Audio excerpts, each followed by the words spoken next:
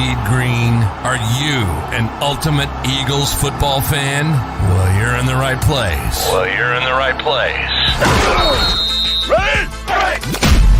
This is Birds 365, hosted by the new Mac and Mac, Jody McDonald and John McMullen.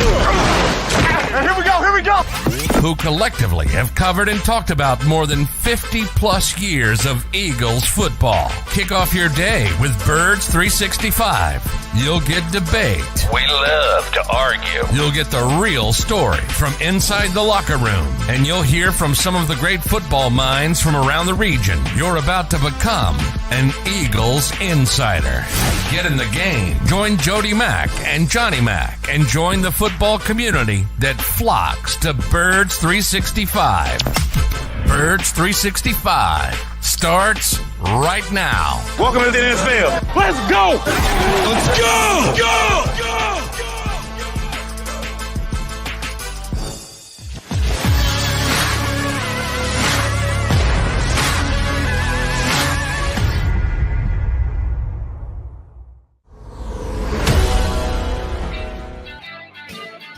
The day after the schedule release. Glad to be here with you on the JAKIB Media YouTube channel. You got the Mac and Mac guys. I'm Birds 365, McMullen and McDonald.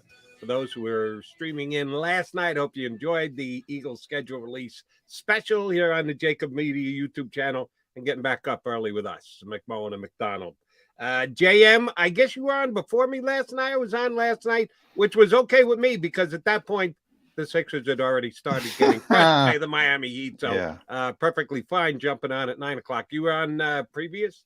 Yeah, I was on at 8 o'clock with Rob Ellis. So right as the schedule came out publicly, turns out the one I sent you earlier in the afternoon was dead on. So I'm glad because I formulated all my thoughts on that schedule because as the day went on, everything was matching up. So I had a pretty good indication it was the right schedule. Turned out to be the right schedule. And it's all positive. And by the way, those other Philadelphia teams, they make it real easy for the Sixers, for the Eagles to grab the attention at all times. From the day I moved here in 1990, I found out it was a football town, and it hasn't changed over the 32 years that I've been in town. This is still an Eagles first town. All right, 18 weeks, 17 games. The way that it's spread out, the strengths, the weaknesses. We got 2 hours. Shoot, we got 2 months before we ever really need to put analysis to it. So we're going to do that today. We're going to do it with the help of a couple of guys who we know their stuff as well. It'll be a triple Mac attack today. Glenn Macnow is going to join us coming up in less than 20 minutes from now, and Dave Zangaro from NBC Sports Philly will be on a little bit later. But I want to go somewhere else quickly with you, J-Mac, because as I'm doing my homework last night to pop on here and to do it again with you this morning, where the Eagles going to go, how many wins they're going to get, where is strength, where are the weaknesses, I started to look more at the team itself than the actual laying out of the games, because that's part of it. You have to think, is this a better Eagle team than the one that finished 9-8 last year, made the playoffs, actually 9-7, because the JV game at the end of the year doesn't count, at least in my book, but then got beat in the first round of the playoffs by the Bucks. How much have the Eagles improved? The team that ended last season as compared to the team on paper right now that's going to start the 2022 season. So play along with me here if you'd be so kind. Starting the trenches. Is the Eagle defensive line better right now than it was at the end of last season? Yes. Brandon Graham coming back. You add Jordan Davis. All right, Fletcher's getting a little old. Might take a step back. Don't know. Hargrave could play great, motivated by a contract, but you never know either. But I'm 100% with you. The defensive line is better than what it finished at last year. Is the offensive line better, worse, or the same? Better.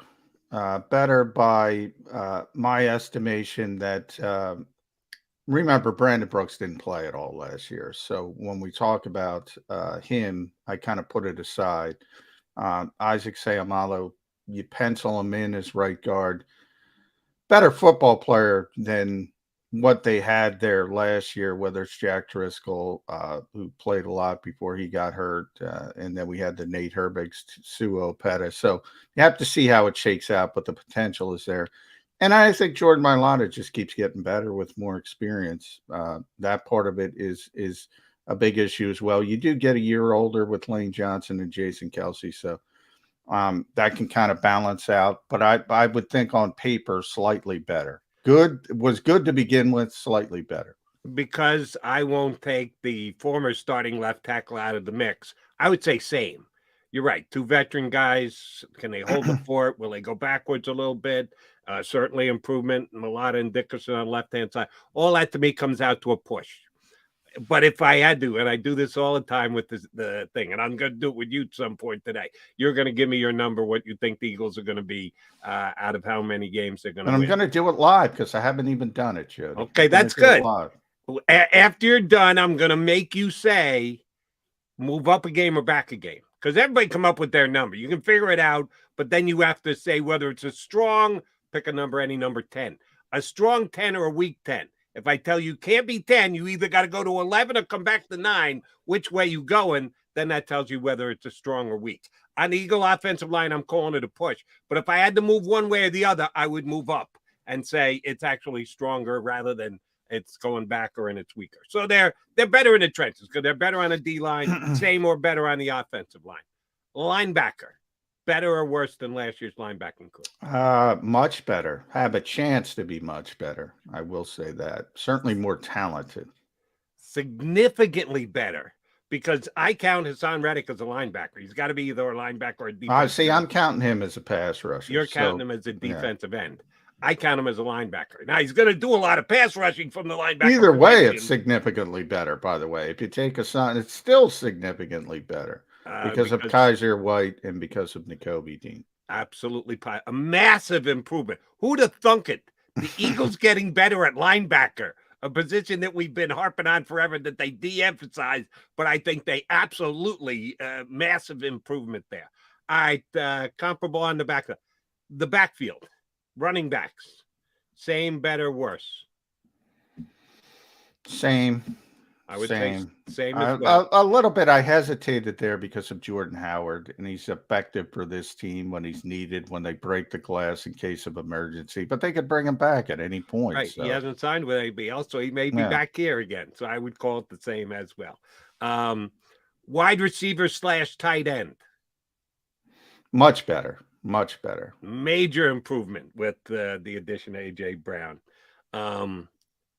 Defensive backfield. Worse. And you know, right now, I'm not going to say significantly, but it's a concern. Because not only, did you lose players, you lost veteran players, and you're at least at this point, and we know whatever it is, May 13th, Jody. Howie's consistently said, he said it on JAKIB Media with Rob and D Gunn and Barrett and the guys. It's not over. We're still looking at. I assume there is somebody that is going to be added at some point, maybe multiple bodies. But when you're trying to replace veteran players who by the way, you wanted to improve on, so that's not the most egregious part to me. But then you're replacing them with unproven rookies who don't have, like, it's one thing to draft a corner. It's one thing to draft Derek Stingley or Sauce Gardner and say, okay, I'm going to pencil him in because he's got significant talent. And you're still going to have some startup costs. But, to say I'm going to replace a veteran player who knows how to play, who did a good job, and that's, how I would describe Steve Nelson and Rodney McLeod. In the case of Nelson, a 4th round pick last year who barely played, a 6th round pick last year who barely played. In the case of Rodney, a little bit better, and Marcus Epps sort of mixed into the rotation last year because he earned it. You got to put a flag next to that. You got to say, we got to watch this. I would agree. And we got one position left to go. We'll get to that in a second. That is the most important position on the field. But quick review. Defensive line, better. Linebackers, significantly better. Offensive line, either holding their own and or a slight improvement. Wide receivers / all receivers, tight ends included, significantly better. Running backs, about a push where they're at. Backfield, defensive backfield down. It's the only one. Johnny Mac, the only position out of all the Eagle positions, which you say it looks lesser on paper than it was at the end of the season. Go get James Bradbury. Get it done. Howie, get it done. Pay what you got to pay to get James Bradbury in here. You've got a team very much on the improved it almost across the board with this team.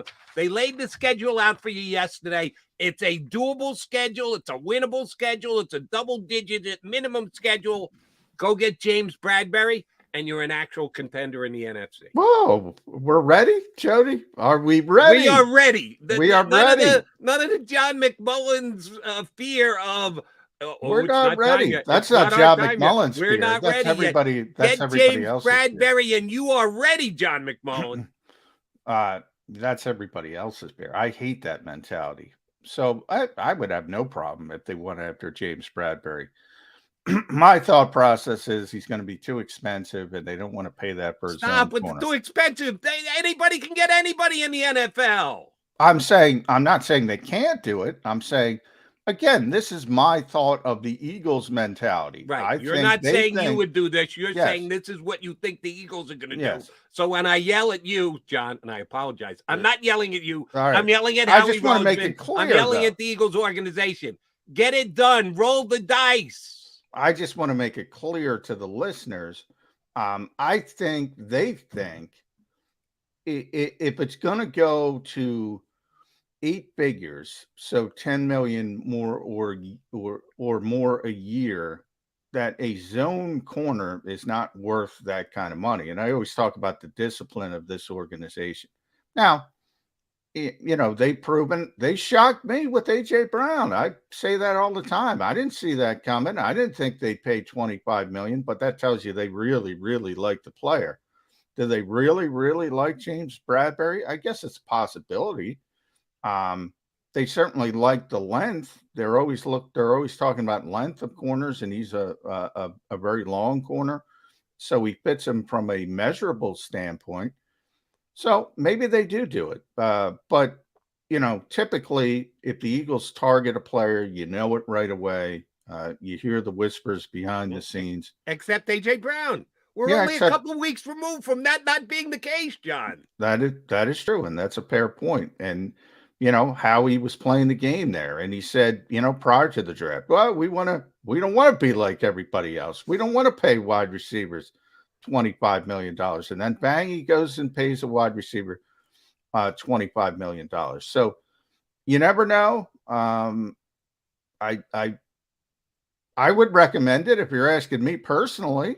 This schedule, the NFC East, and I hate those strength of schedule things because it's worthless. You're talking about last year's teams you're building together. But even so, the 4 bottom teams are who? The NFC East, because a lot of the reason is because they play each other. The Eagles have, again, one of the easiest schedules in the NFL on paper. A lot of things are going to change. What do you need? The ball on the tee?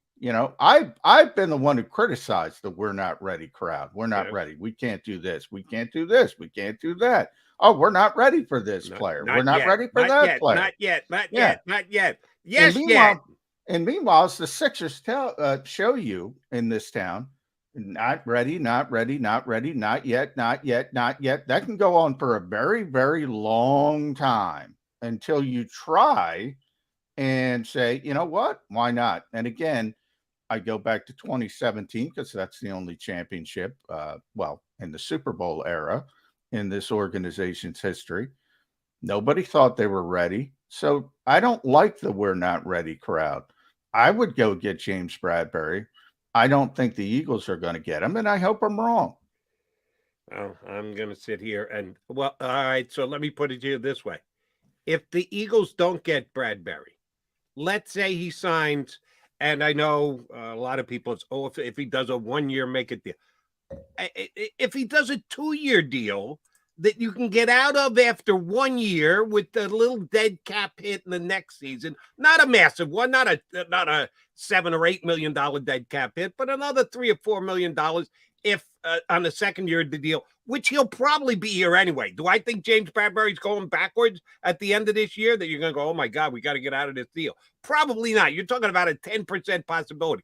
So if you're talking about a 2 year deal with a little bit of a risk that you might have to move on from him and take a dead cap hit, why wouldn't you do that? If you're talking about a 3 year, like even the Honey Badger deal at 3 years, $33 million, you can get out after 2. I think you're going to have 2 years of Bradbury. Get it done, Howie.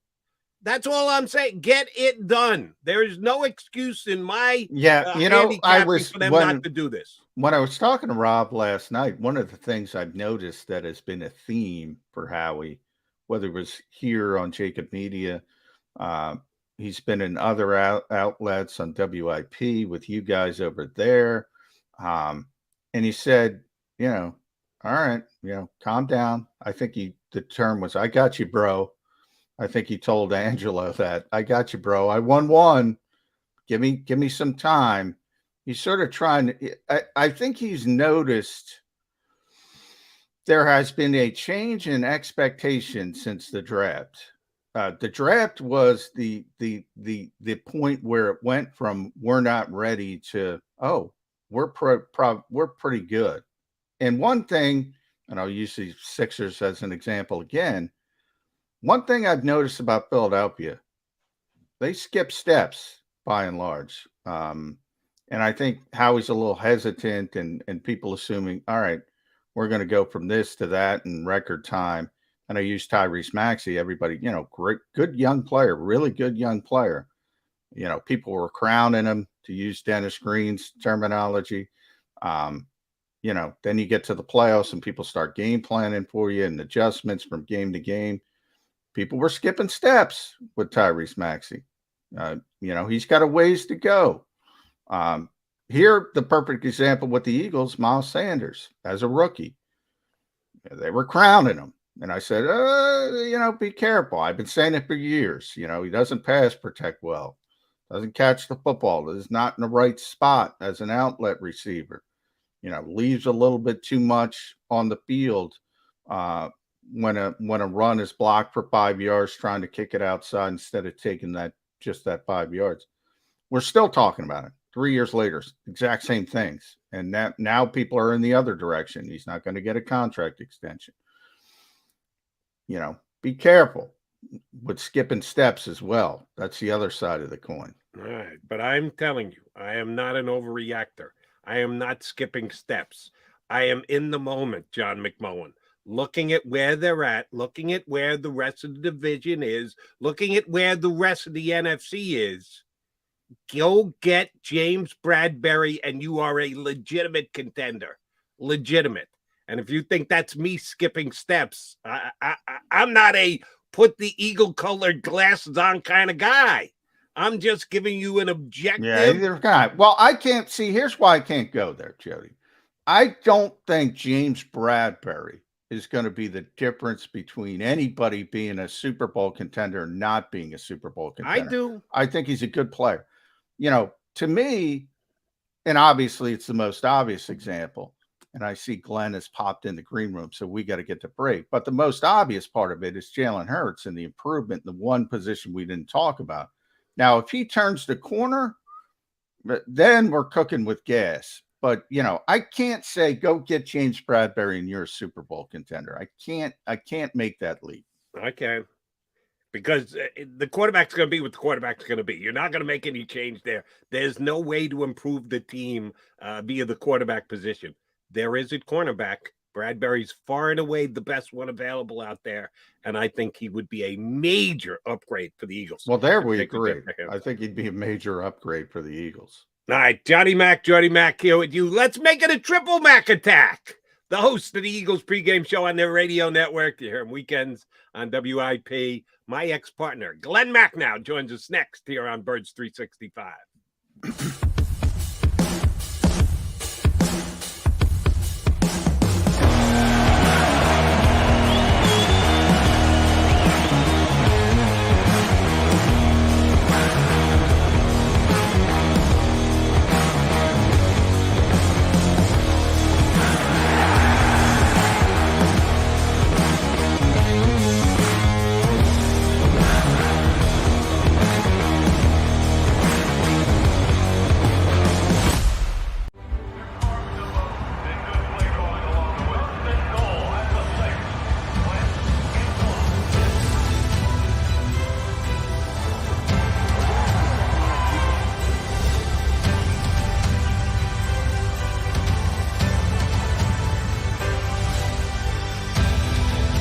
Field of life, First Trust Bank is there for you.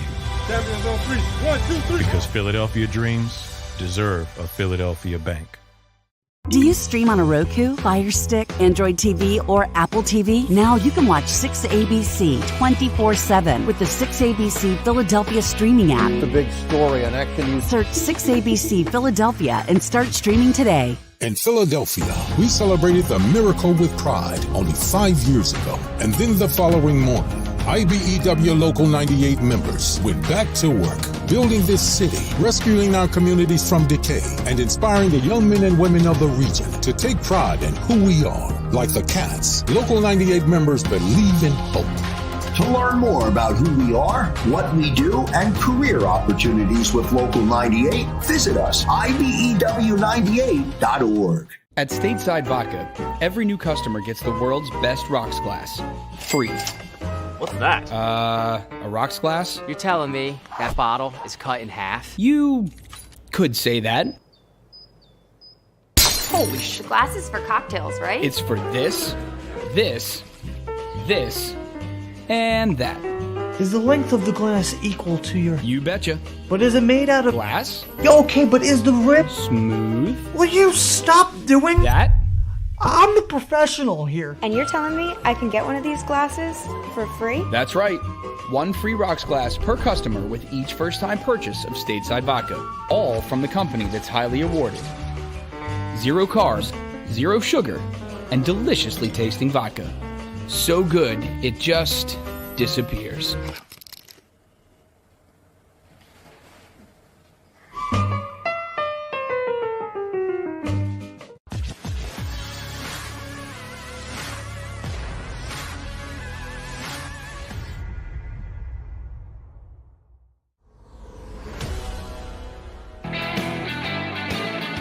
It's officially a triple Mac attack here on Birds 365. McMullen, McDonald, and Glenn Macnow, hosts of the Eagles pregame show on their radio network, WIP here in Philly, and Weekend Warrior on WIP in Philly as well. G-Mac, last night Eagles sked came out. It got me excited because it looks pretty damn winnable. They've got a lot of games against teams that I think they're better on paper than right now. How many pregame shows you going to be doing before Eagle wins this year? Are we including the playoffs in that? Including the preseason? Start with the preseason. The Jets are playing first game. Why not the last game? Sure.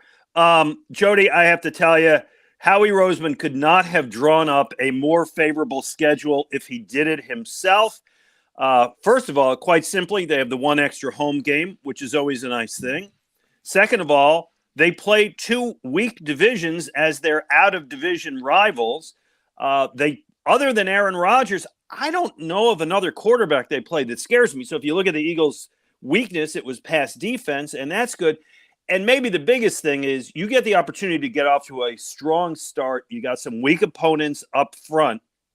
I love this schedule from the Eagles' perspective. Yeah, Glenn, Carson Wentz and Daniel Jones don't scare you. Is that what we're saying right here?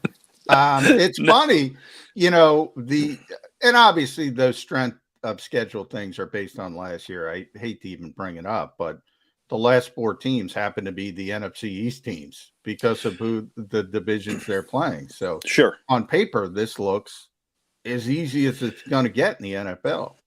It does. And, when I'm always reluctant to do the W's and the L's and all that, because the teams you're going to see in November, you don't know who's healthy, who's hurt. It's always, the NFL is a battle of attrition, right? Who's going to survive?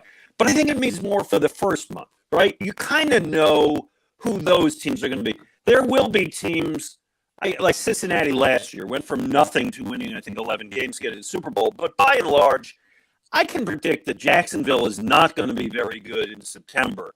And the first four is really what I'm looking at as the chance for Nick Sirianni, when he started 2-5 last year, to get off to a really strong start with this team. And you guys know momentum can carry you. Yeah. Right, I go back to Jake Elliott's 61-yard field goal. I think that was the launch pad for the Super Bowl championship. All right, I'll play devil's advocate because we're all too excited here about the Eagles looking like an 11 or 12 win team. Bye week 6, and That's now early. an 18-week season. Mm-hmm. A little early. Last year I was because I thought it was a little late. This year it's a little early. I know everybody wants it directly in the middle of the schedule, but they have it right after the Dallas game. If they can win that Dallas game, and oh, by the way, that's the most important game of the year. The Dallas home game, after the quick start, they win that one. This place will be rocking. And then you got a bye week right in the middle of it. Did the Eagles get an injustice there? Because their bye week comes after what could be a quick start and a massive Dallas win. It's a little early. I think we all agree. You don't want the bye week too early, and you don't want to be the team. Remember when the Eagles used to be bad? They'd always give them the bye in week 15, right? So you don't want that. To me, ideally, you want it in November, right? When, kind of like weeks 9, 10, 11, 12, something like that, when your guys are just getting worn down. It's a little early. But, Jody, if that's the biggest quibble with the schedule, and it may be, I'll live with that. But they got to win that Dallas game. They've had too many clunkers against Dallas in recent years.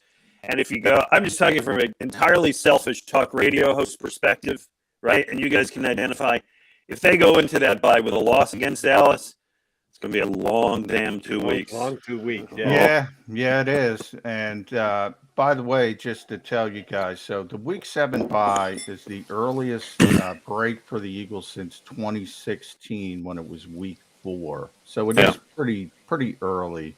One positive, though, and Jody brings this up a lot, Glenn, is that too many times in recent seasons we've seen Cowboys-Eagles football that's not meaningful late in the season because one team or the other didn't have anything to play for. We're pretty much guaranteed these 2 games are going to mean something. And the second game is the one I want to focus on because that's the game at Dallas, Christmas Eve, the last of a 3-game road trip. Yeah, that's tough. Now, that to me is the disservice to the Eagles because that might be a meaningful game for the division. Now, the first 2 legs of that road trip, by the way, should be easy at the Giants and at the Bears, who are 2 teams that have clearly signaled they're rebuilding. But, man, 3 games on the road, and the last game is against the Dallas Cowboys on Christmas Eve in Texas. That, to me, is a difficult spot. So John McMullen is advising, I don't know what the spread is on that right now. I think they probably put out spreads on everything. You were advising, avoid that one. Yes, I'm taking the Cowboys there. I'm taking the Cowboys. Yeah, no, listen, it makes a lot of sense. Nobody wants to play 3 straight road games in any sport, right? You see that in any sport. In football, it's really tough. You're flying back and forth across the country. The week before that is the Bears, right? Okay, so they're gonna bust to New York, come back, fly to Chicago, come back, fly to Dallas. Short week, right? It's a Saturday game. Yep. All right, so they're 16-1 this year. That's it. That is a tough spot. I just hope the Cowboys aren't 17-0 after that one because we do lament the strength of the NFC East after these 2. All right, G-Mac, I just went on a little bit of a rant before we punched you up. The Eagles are improved in almost every facet of their team. Defensive line better, linebackers better, offensive line either better or exactly the same, running back the same, quarterback is what the quarterback is, wide receivers major improvement. A.J. Brown, James Bradbury is sitting out there. They have a hole at CB2. He is one of the, now I'm going to tick some Eagle fans off here. A.J. Brown, John and I went through it last week. For us, he's not quite a top 10 wide receiver. He's just outside. He's in the 11, 12 range. James Bradbury is a top 10 cornerback in this league. He's available. He's sitting out there. He's yours for the taking. Howie Roseman, we give him credit all the time for being a great cap manager. Make it work, Howie. Bring in a top 10 cornerback, and the Eagles are legitimate contenders. What say you? I definitely would like to see the signing. I don't know if I see him as a top 10, but I don't want to quibble with you. He's a very good cornerback. It is clearly a place of need. My guess is, actually, I'm going to take that back. I was going to say my guess is the Eagles would probably want to sign him to a 1-year deal. He might want longer, but if you're him, you might want to take that 1-year prove-it deal. We've seen other guys do that, right? They get cut by their team. It's kind of after free agency is passed. You take the 1-year deal, you show something, and you sign a long-term deal with somebody. Yeah, I mean, it's ideal. I don't know if they've talked to him. No rumors have leaked out that they talked to him. I can't believe their plan is to go into the next season with what they got in the secondary. I wanted him to go after Honey Badger. That didn't happen. Bradbury kind of falling in the lap would be a really good addition. Now, I'm going to go the other direction, Glenn, because I think you're right. They're not going to go into the season with Zach McPherson or Tate Gowan playing outside corner. If they go sort of the Steve Nelson routes, sign somebody 2 days before the start of training camp, and it's Trey Waynes or Kenny King or somebody of that nature, obviously it's not going to get people excited, but is that good enough to put this team in that 11-win cusp that can win this particular division? Well, you get what you pay for with those guys, and they're okay, right? I mean, they're competent. They're better than what you have. They're not as good as Bradbury. I don't think that makes a difference. You know what? Actually, you know what it's going to boil down to, John? It's going to boil down to whether you have a pass rush that's able to cover up for some of your secondary. Last year, the pass rush was just so anemic that it exposed your secondary. They put emphasis on the pass rush. It was their biggest free agent signing, unless you want to count AJ. Well, he wasn't a free agent signing, so it was your biggest free agent signing. And you'd like to think you get a step up from some of the young guys you have there. If you get the pass rush, you can live with a mediocre secondary. That would be my point of view. And that remains, as my friend Jody Mack would say, that remains to be seen. All right, here's something else that remains to be seen. And I have kind of mixed emotions on this one. You just mentioned the pass rush, the addition of Hassan Reddick. I think the addition of the 2 rookie defenders from Georgia going to be huge, both on the line and a linebacker. Jonathan Gannon's got more tools to work with. If you give him James Bradbury, I'm going to get people are going to get so tired of hearing me say this. But I absolutely believe Howie Roseman has given him more tools to work with. Do you have faith that Gannon and his scheme can get that pass rush improved this year?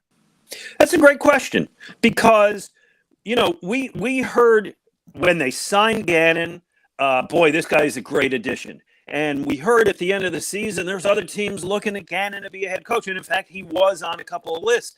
And it's based on nothing that we saw last year.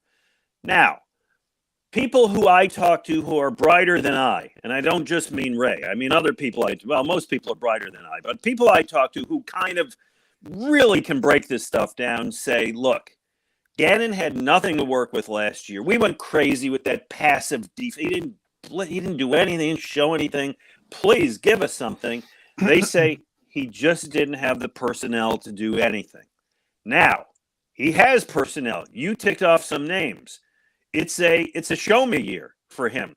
Do I think he can do it? Jody, I got no blessed idea. Other people think he can do it. I'm ready for him to show it. Yeah, there's going to be a lot of pressure on Jonathan Gannon, a lot of pressure on Jalen Hurts, Glenn Mack, now, because there were a lot of saying, this is a young player. This is a really first-year starting quarterback. Didn't have the weapons. Now we talk about weapons. It's funny how one domino, you start talking about A.J. Brown coming in, all of a sudden Devontae Smith is a wide receiver 2 or 1A, however you want to describe it. You have Dallas Goedert. You have potentially the best offensive line in football, certainly top 5. You have a great tight end. You have a running game that led the NFL in rushing. He's a big part of it. What more could a quarterback ask for as far as weapons? Is it going to be easy for the Eagles to say, all right, we know what we have in Jalen Hurts in 2022? Yeah, this is it. This is the show me year. Absolutely. And it's his 3rd season in the league, his 2nd season as a full-time starter. He's had the entire offseason to learn, to study, to get to know it, to see what he did wrong. This is it. And I think they kind of put it that way. And I think they also hedged their bet by getting that 1st-round pick from New Orleans for next year. Whether there's a quarterback to draft, I don't know, or there's a quarterback to trade for.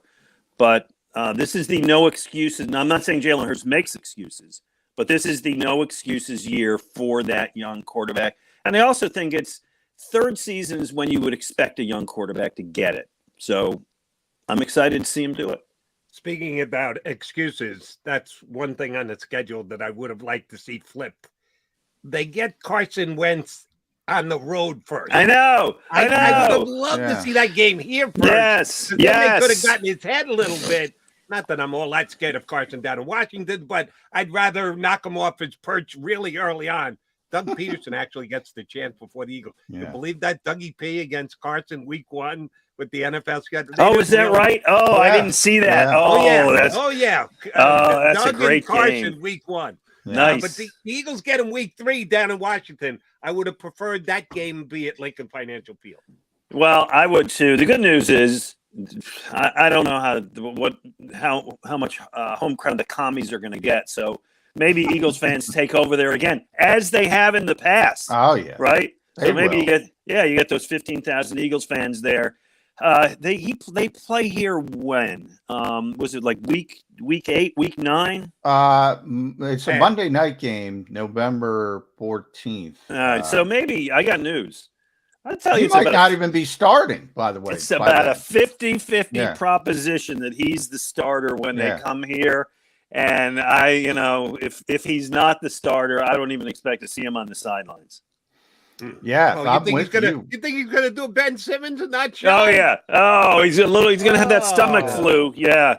Yeah, eat the food off the food truck. That's that stress-induced back injury. Yeah. Which he's had that in the past. He's had the back injury. There you go. And so we know what back injuries can do. Back injuries can keep you out for a good 5-6 seasons. That's true.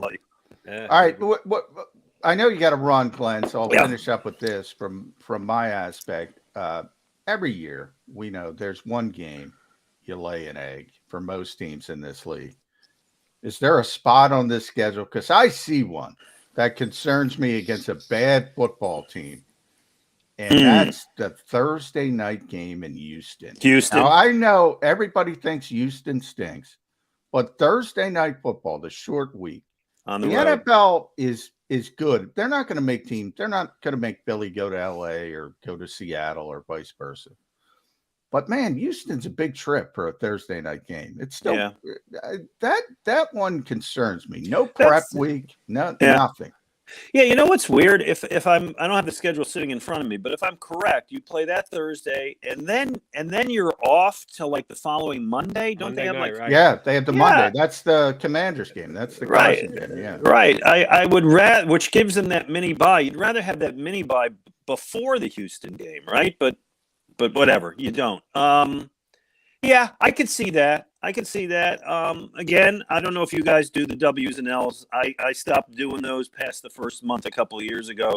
Whenever I would look at it and say, like, how did I think Chicago was going to be good? Right? You don't know who's going to be good in December. But that's a fair point. Any Thursday night game on the road is a tough haul. All right. No, this is a big part of it for both you and McMullen, GMAC, because you actually have to work on game days. Him up in the booth, you doing the pregame show, either outside or on location. 4 primetime games. Yeah. Eagle fans make a big deal about they get I thought it was 5. It's 5. Did I say 4? Yeah. I meant 5. 5 primetime games. Hey, you and I have both taken calls on it. They don't respect the Eagles. Why do we only have 2 primetime games? Oh. Do you realize that since 2000, since the year 2000, started the Andy Reid era, there's only one team in the league that's had more primetime games, and that's the Dallas Cowboys.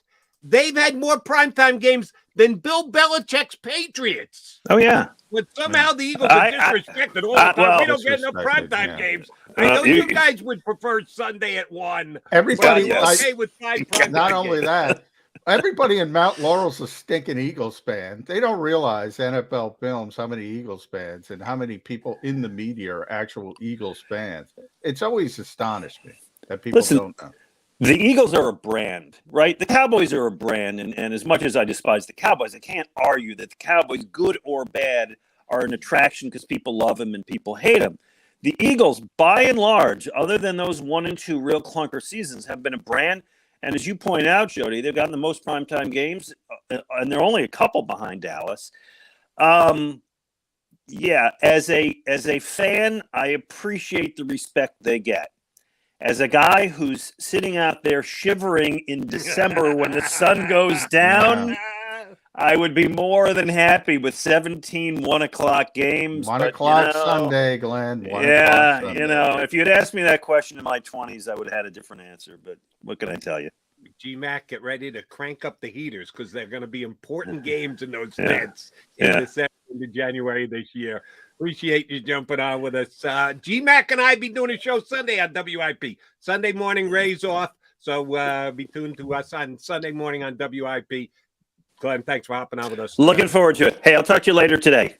Done deal. Glenn All right, guys. He was a triple Mac attack. McMullen, McDonald, and Mac now all together here on Birds 365. All right, coming back, got a couple more scheduled points to make. We've got Dave Zingaro of NBC Sports Philly scheduled to join in hour number 2. Stick around here on Birds 365.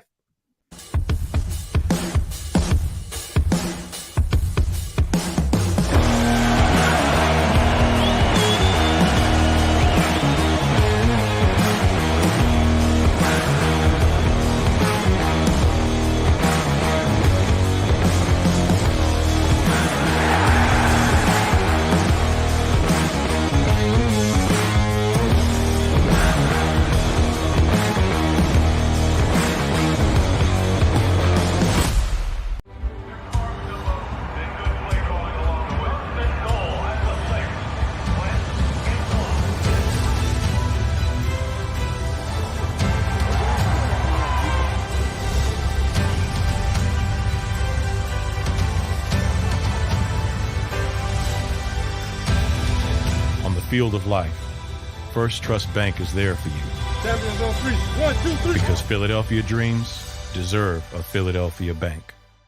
Do you stream on a Roku, Fire Stick, Android TV, or Apple TV? Now you can watch 6ABC 24/7 with the 6ABC Philadelphia streaming app. The big story on Action News. Search 6ABC Philadelphia and start streaming today. In Philadelphia, we celebrated the miracle with pride only 5 years ago. And then the following morning, IBEW Local 98 members went back to work, building this city, rescuing our communities from decay, and inspiring the young men and women of the region to take pride in who we are. Like the Cats, Local 98 members believe in hope. To learn more about who we are, what we do, and career opportunities with Local 98, visit us, IBEW98.org. At Stateside Vodka, every new customer gets the world's best rocks glass, free. What's that? A rocks glass? You're telling me that bottle is cut in half? You could say that. Holy shit. Glass is for cocktails, right? It's for this, this, this, and that. Is the length of the glass equal to your... You betcha. But is it made out of... Glass? Okay, but is the rip... Smooth? Will you stop doing... That? I'm the professional here. And you're telling me I can get one of these glasses for free? That's right. 1 free rocks glass per customer with each first-time purchase of Stateside Vodka. All from the company that's highly awarded. 0 carbs, 0 sugar, and deliciously tasting vodka. So good, it just disappears.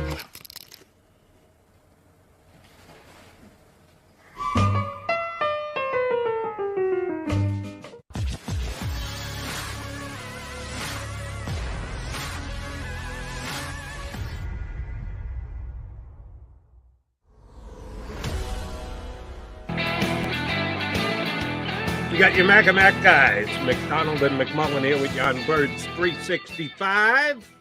The day after the Eagles schedule is released, the entire National Football League schedule is released, which, oh, by the way, it started at 8 o'clock. They were teasing it all day on the NFL Network up until we had a couple of good leakages here on our show previous to.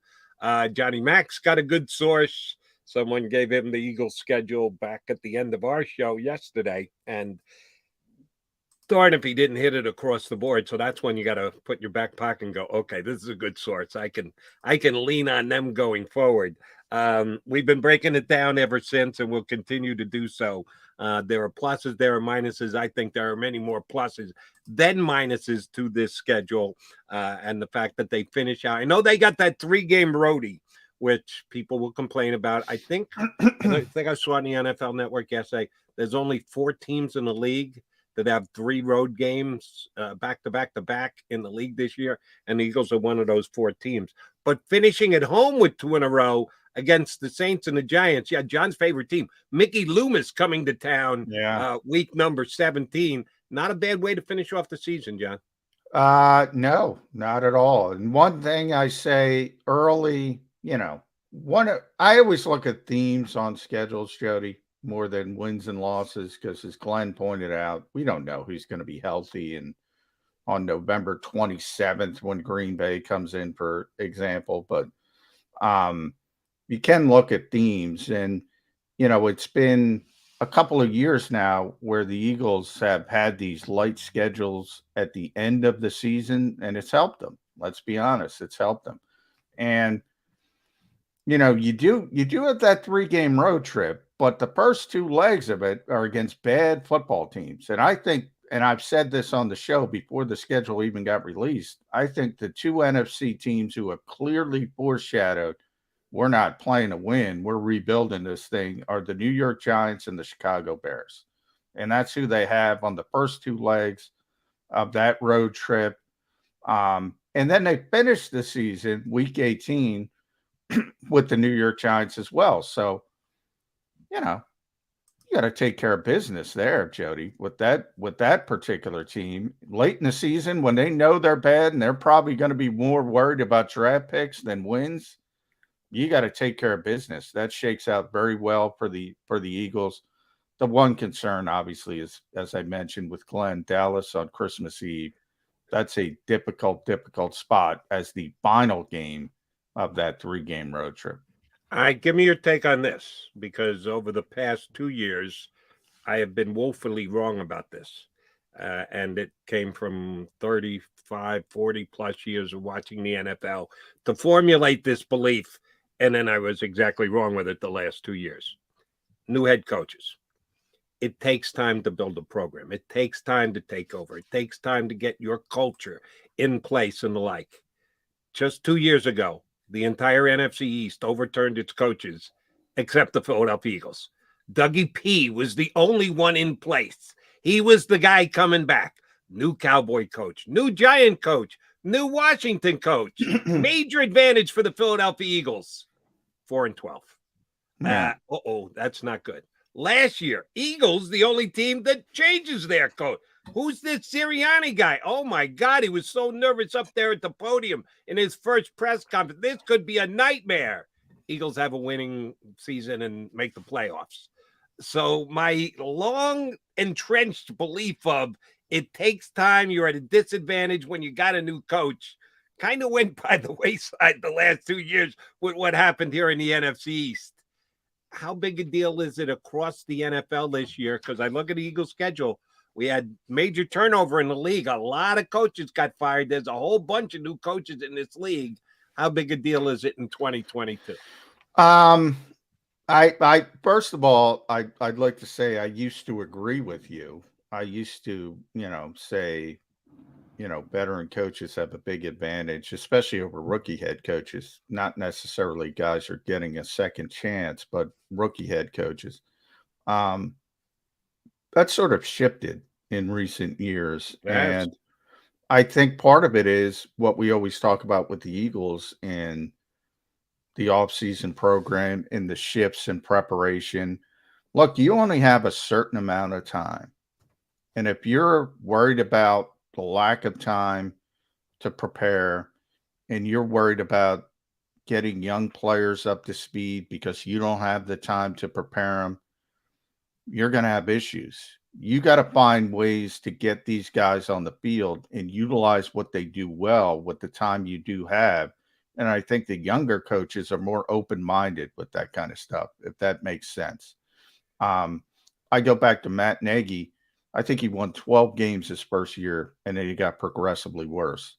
Matt LaFleur in the same division is just winning games, winning games, winning games. Now, a lot of that is tied to Aaron Rodgers, but I said, when he came into Green Bay, I was like, Matt LaFleur, he's got the most wins in NFL history over his first 3 years. It's not the same anymore. So it's always interesting. Now, I called Nick Sirianni. I forgot who we had on the show. It might have been Glenn in a past appearance. I think it was.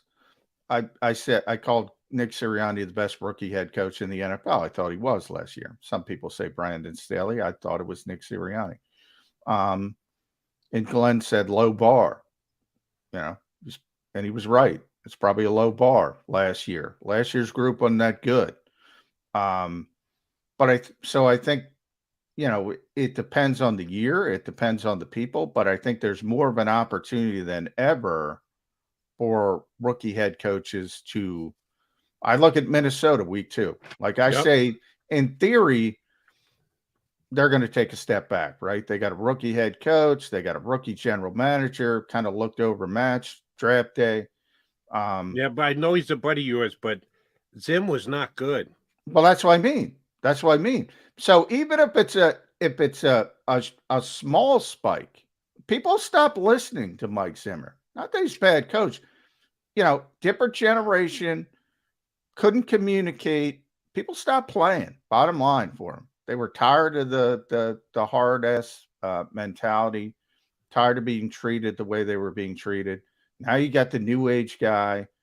They still have Justin Jefferson, Adam Thielen, Kirk Cousins, Dalvin Cook, all these playmakers, blah, blah, blah.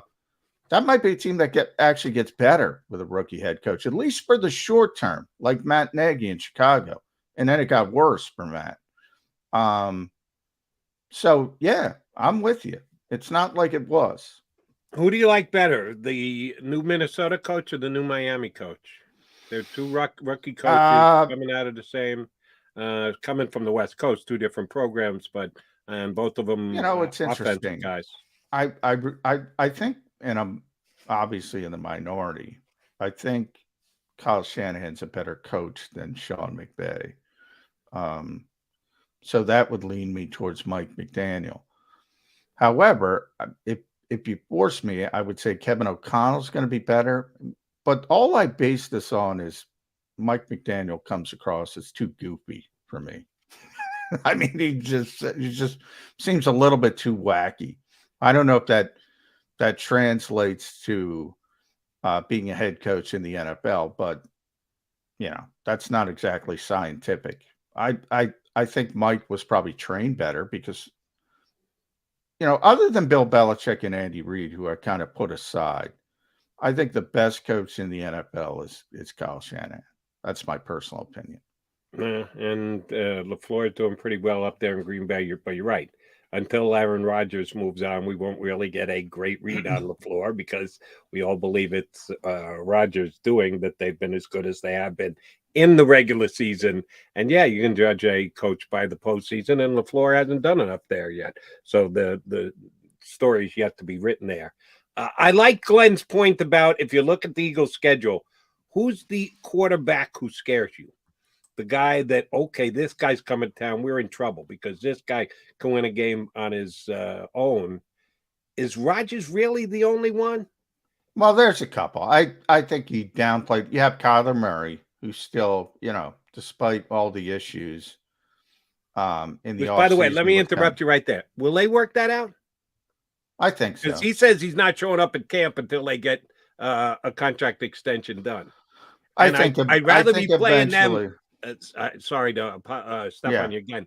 Good thing to get them early in the season. If Murray holds out, not getting as much time as necessary. Hopkins still on a suspension because it's first 6 games, and they play them first 4 weeks of the season. That was another plus of the Eagles' schedule.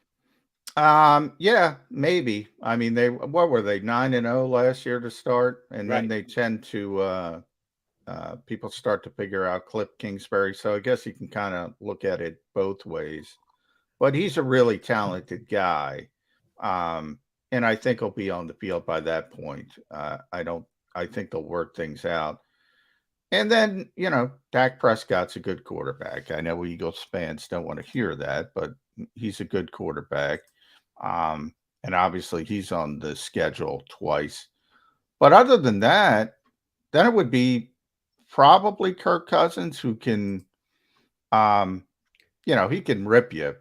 He might throw for 400 yards, but he'll find a way to lose the game. So, you might give up 400 yards passing, but, How many years has Cousins been in Minnesota now?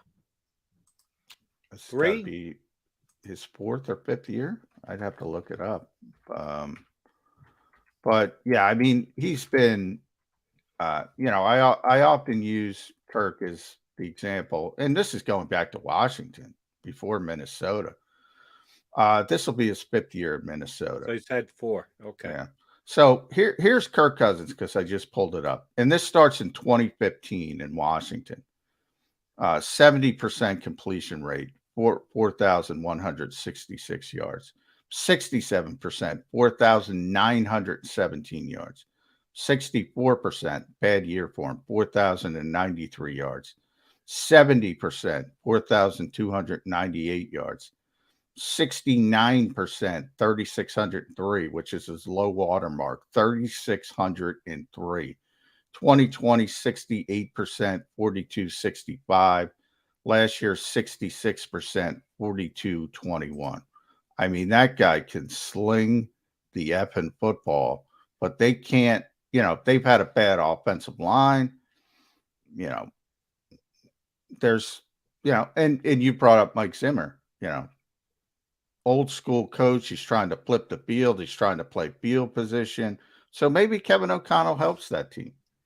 Could, but if you still have Cousins stats in front of you, I don't know if they've got this on the page you're looking at, but I saw it somewhere a couple of weeks ago. Since he got to Minnesota, he's like 32-32. Games that Cousins has started. He is all time. He is Mr. Dead middle of the pack quarterback in National Football League. He is the definition of 500. Even Steven, you don't have to say Minnesota. His career. Here's his career as a starting quarterback, Jody. 59, 59, and 2. Yep. But and then you talk about passer rating the last 3 years, 107.4, 105, 103.1. Only one quarterback better, Aaron Rodgers. Right. If you've got over 100 quarterback ranking 3 years running, you're holding up your end of the bargain.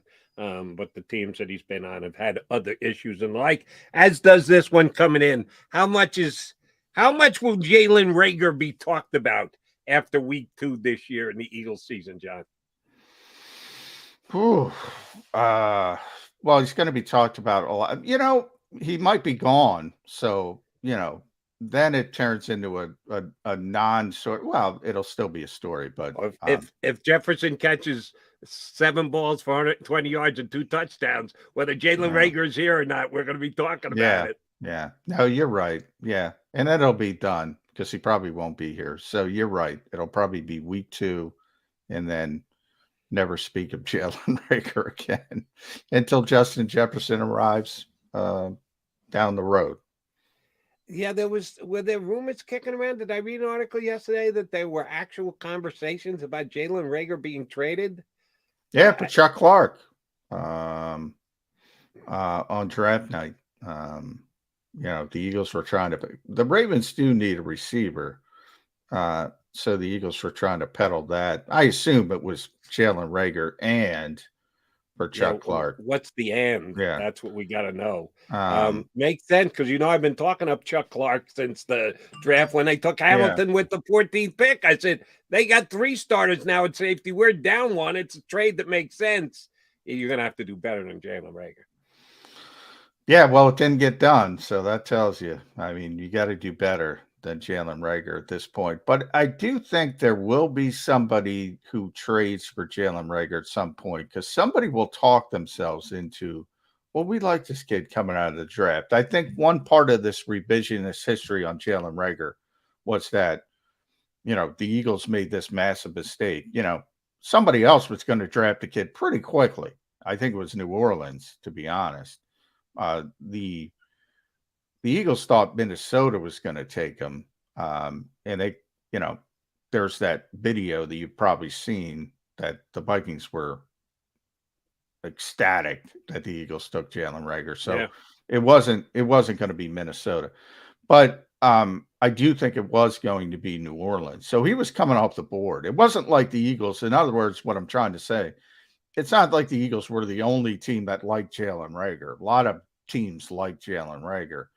And it didn't work out, but he's young enough to where they'll look back to that draft day and say, hey, we really like this kid.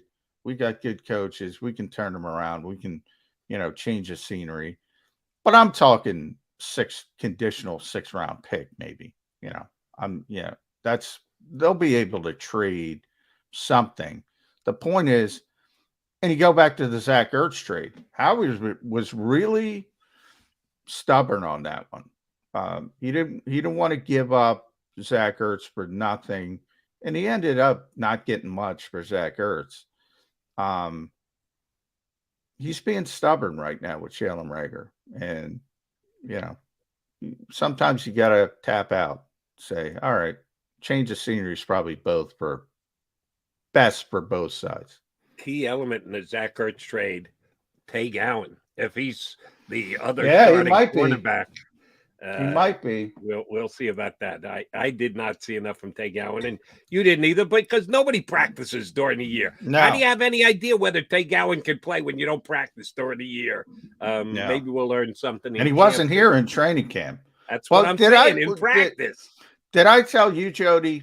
I said it somewhere. It was probably here. If the Eagles don't bring in Bradbury or another veteran corner, my money's on Tay Gowan over Zach McPherson. Yeah, you said it here yesterday. Yeah. And it's just based on athleticism and measurables and things like that. But yeah, I mean, they're just throwing darts with all these young corners. Right. And maybe one works out, maybe it doesn't. I don't want to risk it. I want James Bradbury. Howie, if you're listening, now we know you're a big JAKIB Media YouTube channel fan, that you've done your time here with the guys yesterday here on the channel. Feel free to listen to yours truly. Go get James Bradbury. I can't say whatever it costs, because that would be ridiculous. But at least from my guessing aspect of it, it's not going to be outrageous. He's going to get less than a Honey Badger, don't you think, John? Honey Badger got 3 and 13 with, was it 16 or 18 guaranteed? I can't remember which one, but yeah, I think he'll get a little less than that. I think he wants to get to that 10 million figure, Bradbury, and we'll see how many years. I think ultimately somebody will give him that. I don't think it'll be the Eagles. Let me interject here. Are we going to be able to, after the fact, when he signs with someone else in that $10 million range, maybe 2 years, maybe 3, get out after 2, whatever else, are we going to be able to critique the Eagles and go, they screwed up? They should have done that. If it's a team that's lesser than the Eagles as of right now, and we all have our higher ranking, and at least in the schedule came out yesterday, we're all pretty positive about where the Eagles fall out in the NFC. If it's a team that's less than the Eagles, are we going to be able to critique Howie Roseman and go, how did you not match that offer? Yeah, that's part of it as well. That's interesting, Jody, because if he signs with Kansas City, then I think you can lean on, well, he wanted to go to the significant Super Bowl contender, blah, blah, blah. You can lean on that. if he signs with Las Vegas, they're kind of like in the same spot with the Eagles. I mean, they're a good team. I'll tell you why they're behind the Eagles. They're What in the bad AFC. division? Yeah, Yeah. division and conference. Yeah, the division is brutal. The AFC West, but they're a good team, is what I'm saying. Probably you're right. They have more obstacles to overcome than the Eagles. So that one would be a little more of a debate. But those are the two teams I've heard, in Indianapolis a little bit as well. And they're kind of in the same boat with the Raiders. They're a good team, not great team. Probably be better with Matt Ryan. But, you know, the AFC is a murderer's row at the top. So, yeah, you could argue you'd rather go to the Eagles in the NFC. And, you know, who knows, other than the Rams and Tampa Bay because Tom's back, Green Bay because of Rodgers, but all those teams have taken significant hits as well. And the Rams, we're just talking about coaching. The Rams have, because everyone thinks Sean McVay is the second coming. We saw it here with the Eagles after the Super Bowl. When everybody starts taking your assistants, that doesn't usually end up well. All right, let me play it from this angle since we're basically talking about recruiting. I'm back to my baseball roots. Who gets the advantage? A batter who's seen a lot of pitchers before, faced them that many times, but the pitchers know him, as compared to a batter facing a pitcher he's never seen before, and the pitcher having to face a batter which he's never seen before. If you're the batter, which would you prefer? To dig in against the guy that you've played against before, had some success, or would you rather the unknown? You don't know him as well, but he doesn't know you as well either. Which do you think is better? If you were the batter, well, I'm going to put one caveat on. I would say the guy I know, but obviously talent. You know, if it's Steve Carlton in his prime or right. Tom Seaver, same pitcher, both sides. Yeah, the talent. I'd rather the guy I know, and I know how he's going to attack me, than the guy who's just a wild card. That's why James Bradbury needs to be in the NFC East. He knows what the Commanders receivers are all about. He's gone against them 2 times, both of the last 2 years. He knows what the Dallas receivers are all about. He's gone against them 2 times for the last 2 years. He knows what the Giants receivers are all about. He's gone against them in practice. Oh, that's right. They don't practice anymore. So take that back. But he should know the Giant wide receivers a little bit. That's a plus. That's a sales pitch. If you're and normally stay right here in the NFC East. You see around the league when you look at other divisions, and it happens in this division as well. You'll see guys from, the Rams going to the 49ers and vice versa because they're so familiar with them for playing them twice a year. I have no. You're preaching to the choir with Bradbury. First of all, I like the player. I think if anything, he's underrated. I don't go as high as you. I don't think he's a top 10 corner. I put it this way. Let me finish. He's a top 10 zone corner. I don't think he's a top 10 overall corner because I think its press is more important. But I think he's a really good player. I think he's a huge upgrade, a position of need. And you got to pay for good players. And the Eagles have, proven they will do it. So to me, it comes to evaluation. And I just don't think they look at zone corners and say there's that much of a difference. And by the way, I think they're wrong. Quick question. How much zone did the Eagles play last year? A ton. A ton. Okay. So if he's a top 10 in a defense that they play. And that's why I said he makes sense. And he makes sense. He makes sense as well. Kind of the point I'm making. Do me a favor.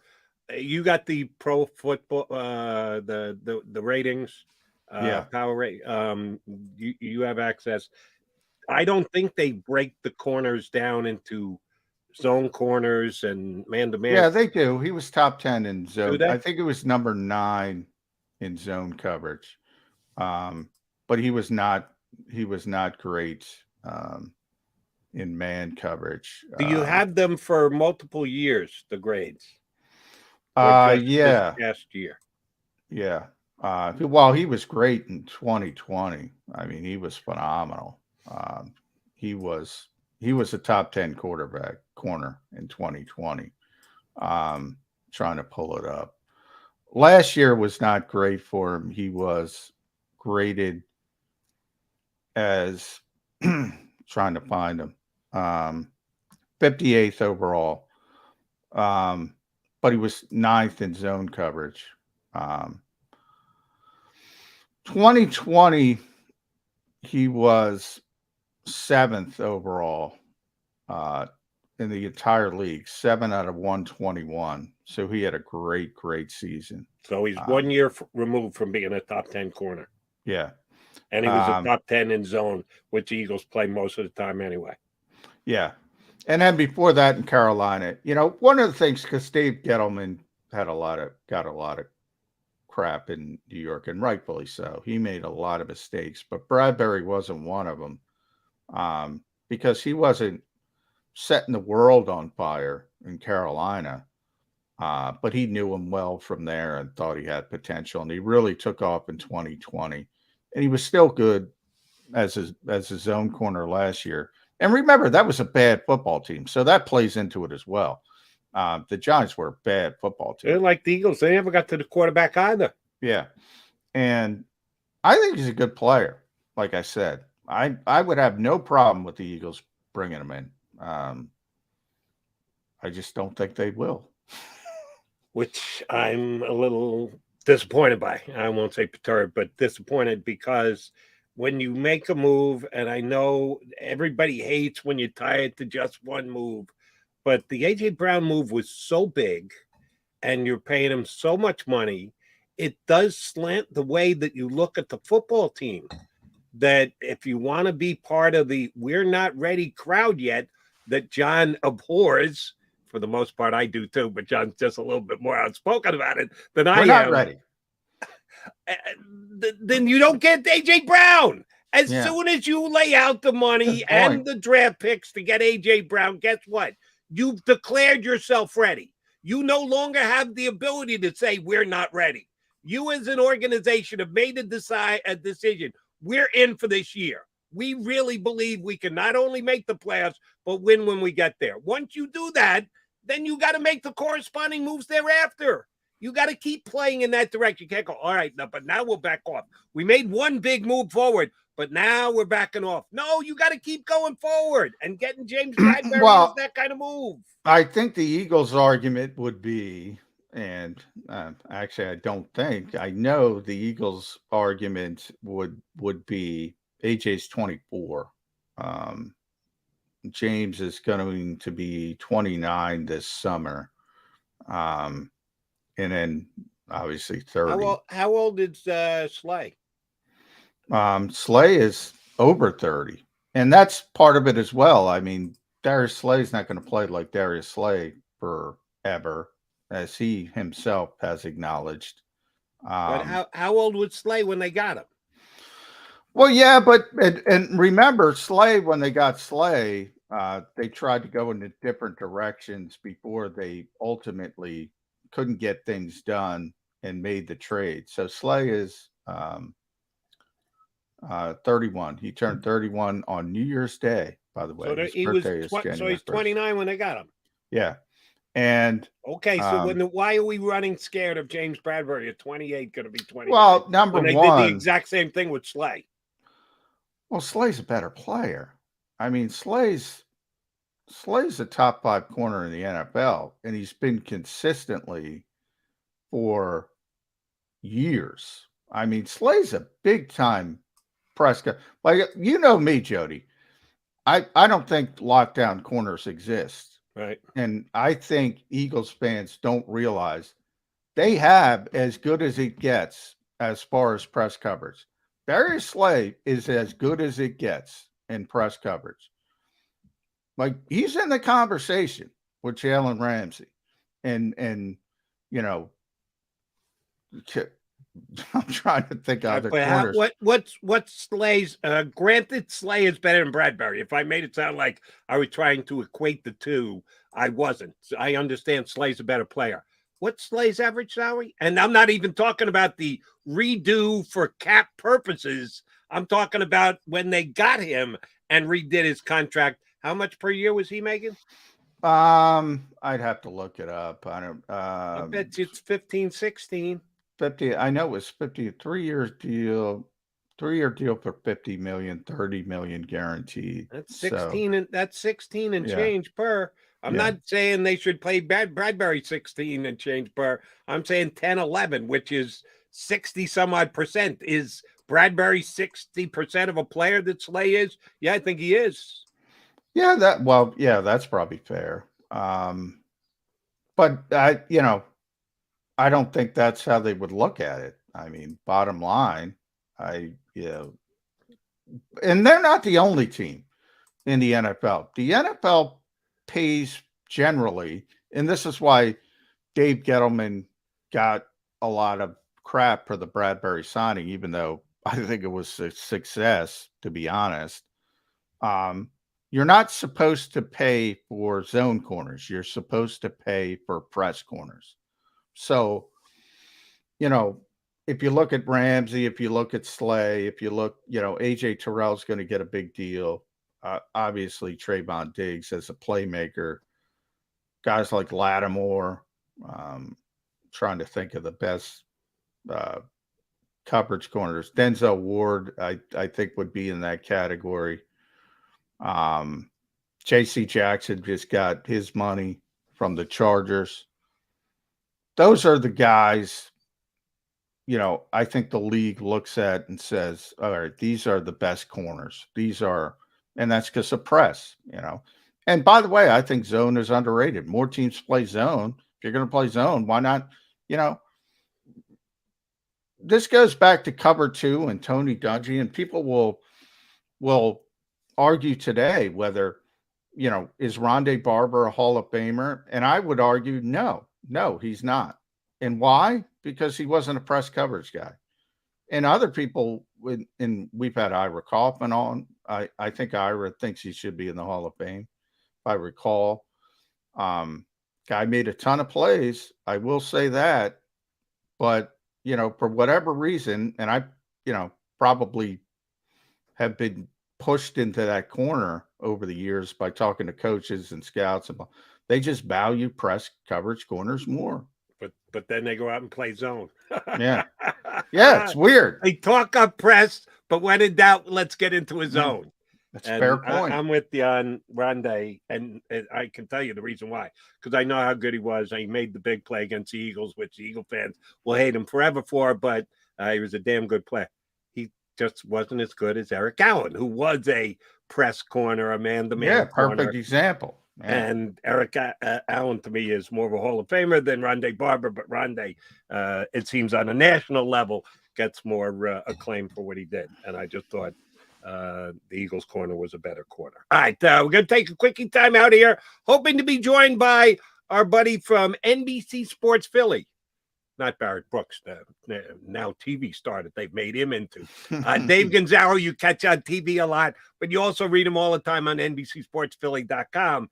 You're going to see him next here on Birds 365.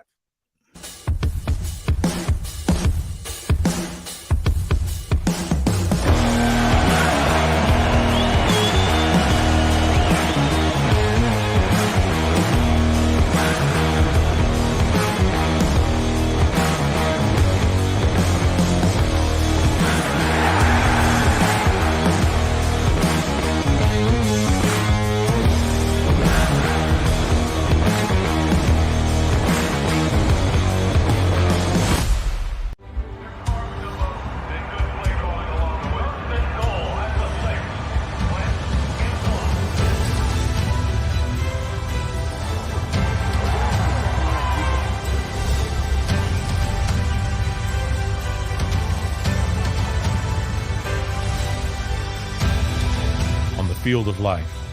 First Trust Bank is there for you. Champions on three. 1, 2, 3. Because Philadelphia dreams deserve a Philadelphia bank. Do you stream on a Roku, Fire Stick, Android TV, or Apple TV? Now you can watch 6ABC 24/7 with the 6ABC Philadelphia streaming app. The big story on Action News. Search 6ABC Philadelphia and start streaming today. In Philadelphia, we celebrated the miracle with pride only 5 years ago. And then the following morning, IBEW Local 98 members went back to work, building this city, rescuing our communities from decay, and inspiring the young men and women of the region to take pride in who we are. Like the Cats, Local 98 members believe in hope. To learn more about who we are, what we do, and career opportunities with Local 98, visit us, IBEW98.org. At Stateside Vodka, every new customer gets the world's best rocks glass. Free. What's that? A rocks glass? You're telling me that bottle is cut in half? You could say that. Holy shit. The glass is for cocktails, right? It's for this, this, this, and that. Is the length of the glass equal to your... You betcha. But is it made out of... Glass? Okay, but is the rip... Smooth? Will you stop doing... That?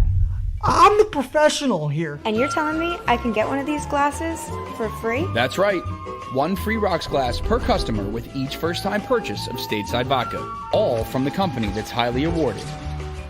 0 carbs, 0 sugar, and deliciously tasting vodka. So good, it just disappears.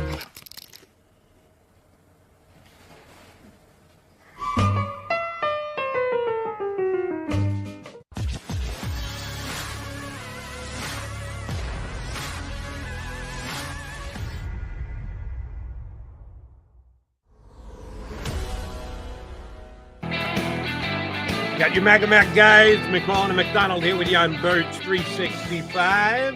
We bring in another follically challenged guest. Not as bad as I. Come on, Jody. He's got a little, Dave's when he's got his dark. Yeah. I mean, on the sides too, but he's got us beat by miles. My beard.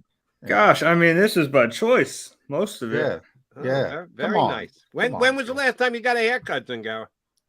I cut my own hair. Really? You don't have a Ploby, do you, Dave? Not back in those days.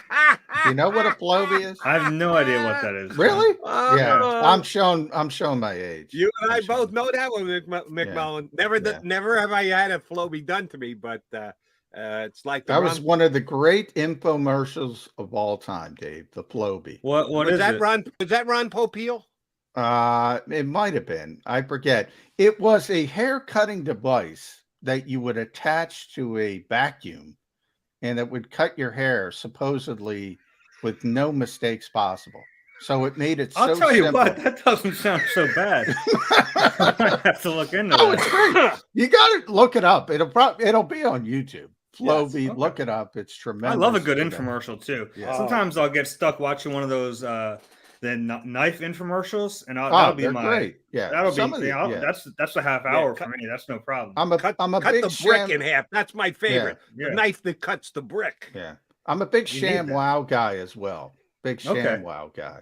Oh, You know, shoot, that's I get that. I watched like the I know we'll get to the schedule, sorry, but I watched the like all the cooking ones. It's like this is an oven that does 3,000 things, and it's like you will never use it. Like my parents one time got suckered into one of these things, and it's like still sitting in there.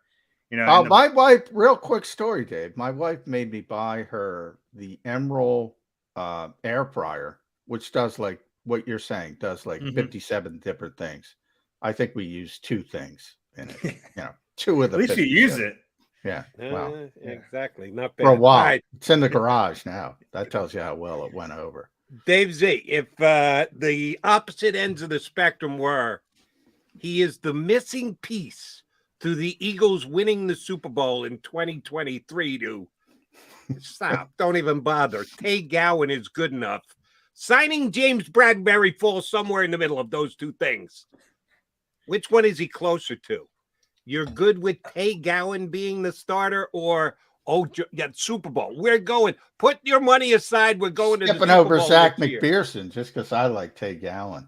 Yeah, I do like Tay Gowan, by the way. But I mean, if they have a chance to sign Bradbury, you do it. It's just how much is it going to cost, and are they going to be willing to spend whatever it costs, knowing that they also have Darius Slay, who's a really 16 mil a year on that contract. So you're talking about significant money.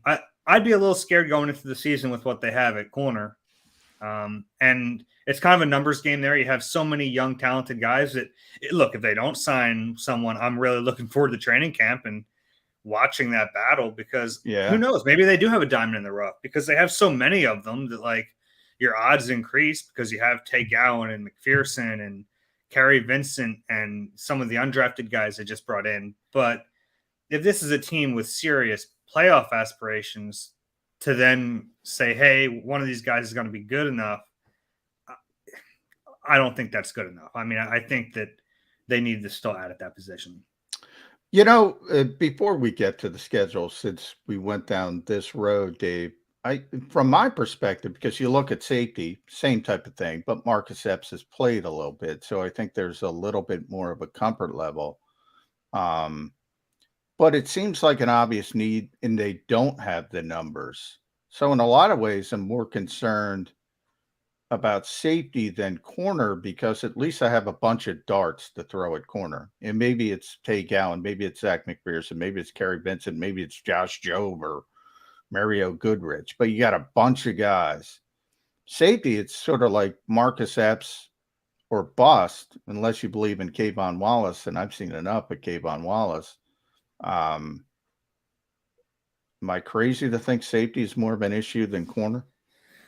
No, I see what you're saying. It's kind of on at one position you have at least a baseline with Marcus Epps, and then really not much after him. So the depth is an issue at safety, whereas the starter position is a bigger question at corner. So I still think corner to me is a bigger issue, because I don't know who the starter is going to be. At least at safety, you know, I know it's Anthony Harris. I know it's Marcus Epps. And I'm not saying that's good enough, because I looked at their secondary from last year and thought they need to improve it.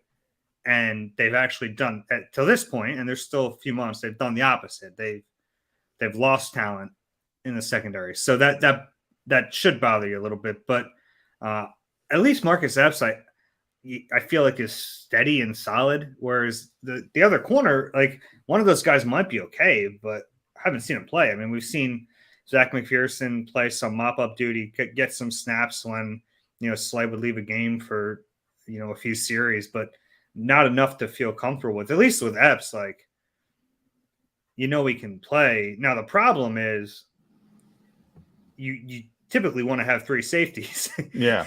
Because there are going to be moments where you want to use one. I came up with an idea a while back. I want to get your take on it.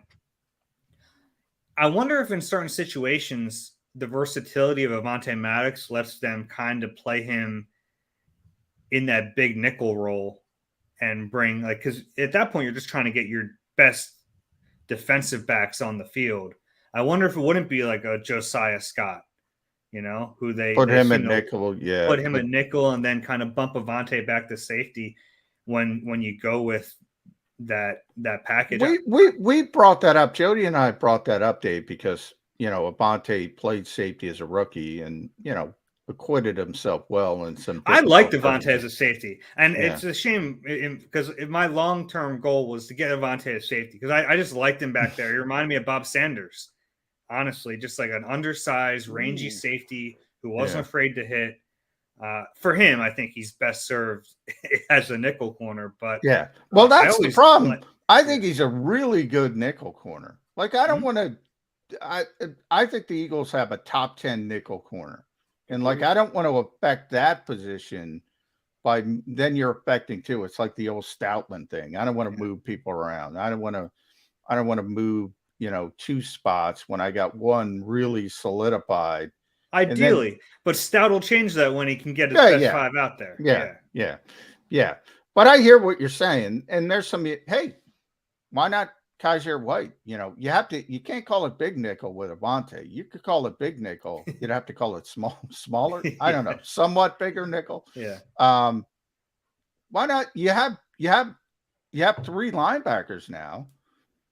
Why not T.J. Edwards, Nakobe Dean, and then Kaiser White is sort of like the big nickel. Yeah, I mean that would work. When you have linebackers that are 230 pounds, you can, it's not like you're running LeVar Arrington out there. You have some flexibility, and these guys are rangy enough. I mean, Nakobe Dean can cover, and he can go sideline to sideline. Kaiser White, former safety, so it's like they have that. And you're right, that would actually be a big nickel. Whereas what I'm saying, I don't know what to call it. Yeah, would be the double nickel with two nickels out there. Buffalo nickel might be a way to go. Let me ask you about a player who we haven't touched on in a while. We touch on everybody on the Eagles defense, and this guy has completely become the forgotten man. John just said he's seen enough of Kayvon Wallace. He is what he is, not good enough in his estimation. How about Davion Taylor? Does he factor into their plans at all? They've gone up, they've upgraded at linebacker. Probably does tell you something of what they think of Davion Taylor. We're only 2 years removed from him being a third-round draft pick. I forget what it is off the top of my head. He might have been drafted in right around the same slot that Nakobe Dean was. And you think about the difference. It was like 101. He was almost a fourth-round pick. He was 101. So it was late third. Okay. A late third. And it's funny, the third round is really, to me, the biggest disparity in a round. Like early third round to late third round, because you have the comp picks. There's a big difference in talent. I don't know what Davion Taylor is. It was a real shame for him and for the team that he got hurt again last year, because they were at a point with him where he was starting to show really positive signs. He was starting to get it. He was starting games, right? There were games where he was playing as much as the second most linebacker snaps on the team. Yeah, he was a starter, and he was going to be a starter the rest of the way, and then he got hurt. So I think if he would have played out the rest of that year and shown improvement, there's a good chance we'd be talking about him in a bigger role this year. But who's he taking snaps away from? Yeah, it's going to be difficult. Now, I mean, like you're taking Kaiser White off the field. Look, maybe if and I don't want to put this on him, but maybe if Kaiser White doesn't work out as well as we think, this team has a track record of mistakes at that position. I don't think Kaiser White's going to be one of them. I don't think we should judge him based on those past mistakes. But if that happens and he's not as good as we think, maybe Davion can find his way on the field, because I think that would be the spot you'd want him, because he's so athletic. He'd probably be your weak side guy. So he's probably the backup there right now.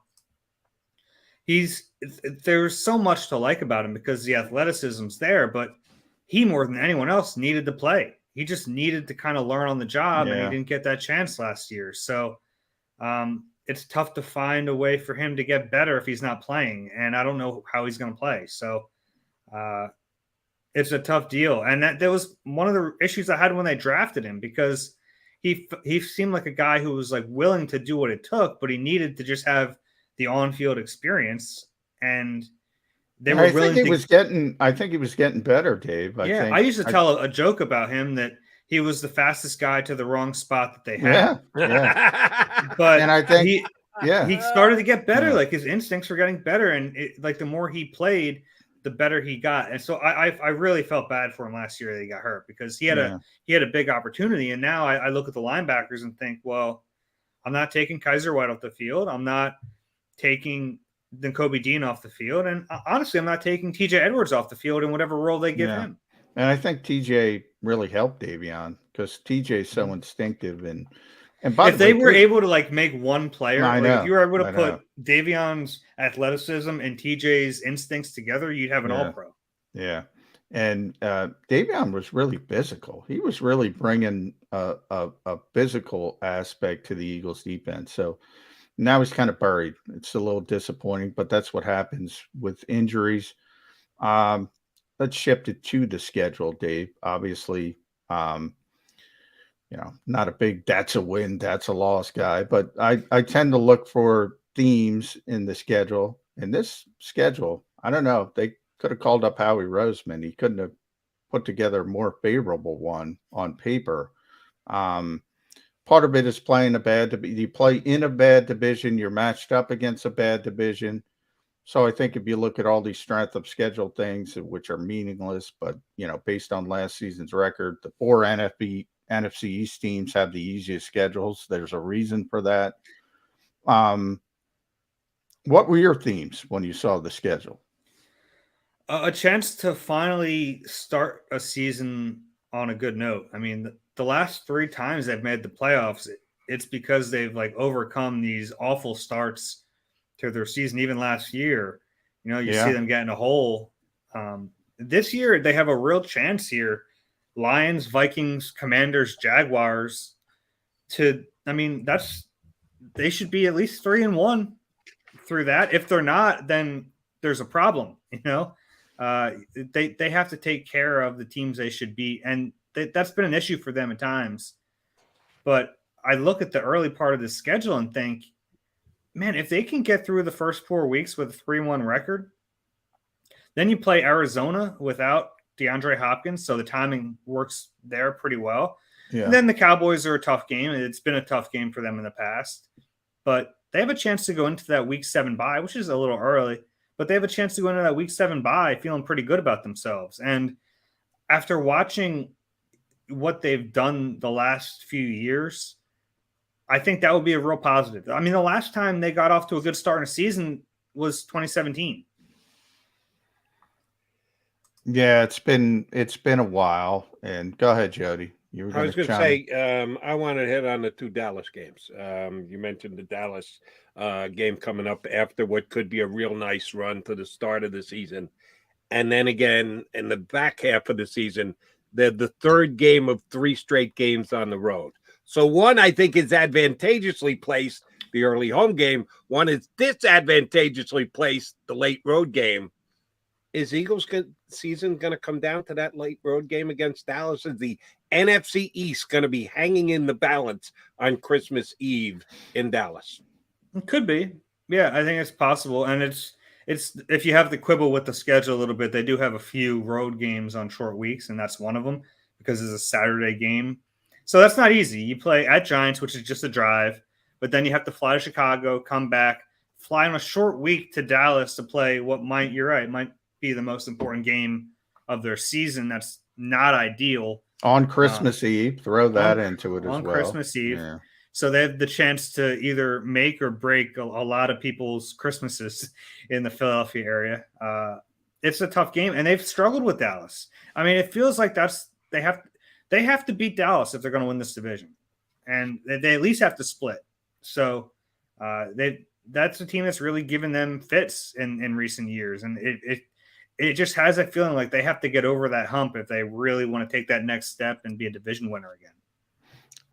There's always that one game where you lose that you probably shouldn't for most NFL teams. And I'm looking at the schedule, and I think everybody, and I'm going to go to your old stomping grounds, Dave, everybody kind of looks at the Houston Texans and says, well, they're a bad football team. You should win that game. But short week flying to Houston, that is a low-key difficult spot for the Eagles. You know, the league never wants to go give teams long trips on Thursdays, but they're never going to go cross country. But that's as far as they're going to send you. Is that a tricky spot for the Eagles with an a little bit? Team? I guess, and sometimes you have. You know, you play an AFC team, you don't really know that well, and anything can happen. But I just don't think the Texans are very good, honestly. Well, no, they're not. The one that honestly, the one that scares me a little bit more is week 3 in Washington. Yeah. That's on a short week too. And I know it's not like a far trip, but I'll be honest, Carson scares me a little bit because you just never know what version of him is going to show up. I mean, maybe he just overhypes himself to the point where he's throwing with his left hand again, but that's something that is in the back of my head a little bit because he's still a really talented quarterback. They have plenty of weapons there. And if the Eagles sleep on that game, which I don't think they should in week 3, but that's one to me that if you're looking for a game, like you said, that they should win that is a little concerning, that one comes to mind.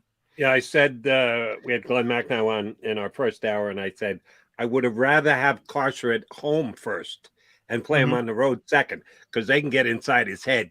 Think about it. Week 3, the Commanders are 0-2 and they're coming to Philadelphia, and the Philadelphia faithful are ready to give Carson an earful. That could be. By the way, I love the NFL schedule makers giving the Commanders the Jaguars. And it's great. I mean, that is trolling at the highest level for Carson. I mean, not only did the Jaguars knock him out of his last home, but here's my concern about Carson, though, Dave, because he's here on Monday, November 14th, Monday Night Football. I think there's a 50-50 chance he's benched or hurt by that point. We might not get to see Carson. We're going to get to see Doug come back pretty early, week 4. But yeah, by week 3, pretty confident Carson's going to be out there. November 14th, not as confident.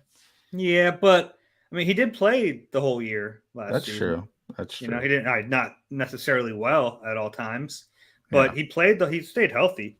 And I mean, the Commanders don't really have who is he going to play that poorly that they're going to bench him? Maybe, who they still have Taylor Heineke. Heineke, and they drafted Sam Howell, but Sam, not a 5th round pick though. I'll tell you the game that scares me a little bit, and probably for a different reason than most people would think here in town. It's the week after against Jacksonville.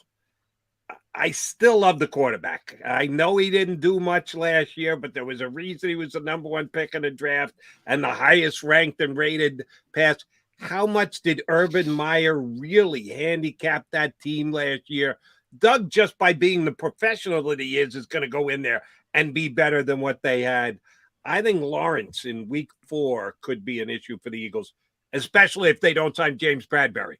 Get him done now, Howie, because Trevor Lawrence could come in here and cause some problems week number 4 with Coach Dougie P on the sidelines. I think they're lucky to have that game early, the Eagles, because I think the longer Trevor Lawrence is with Doug, the better he's going to get. You're still going to see a fairly inexperienced quarterback in week 4. And I get what you're saying. I still like Trevor Lawrence too. I don't think it feels like the world's forgotten about Trevor Lawrence, who like a year ago, everyone thought was just can't miss prospect. So you're right. I mean, he's 1 year removed from that, and there's clearly talent there. He was in an awful situation that no first round pick deserves last year. So I'm curious to see how he performs.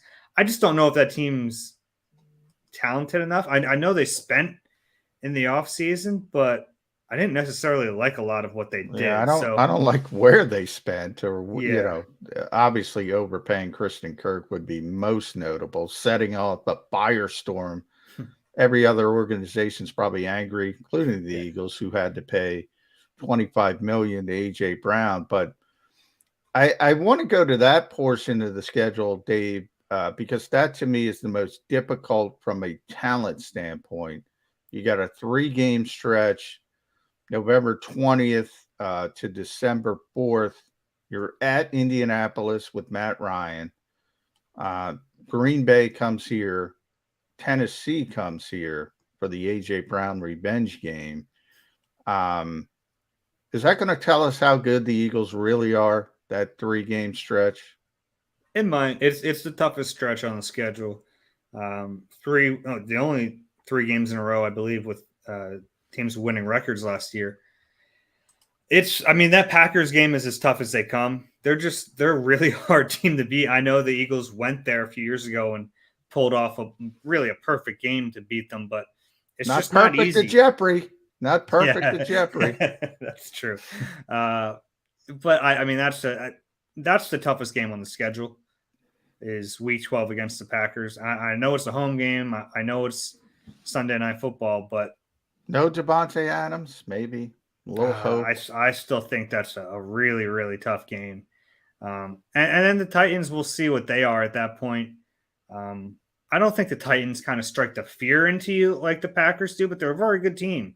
And number 1 seed last year. Yeah, they're a very good team.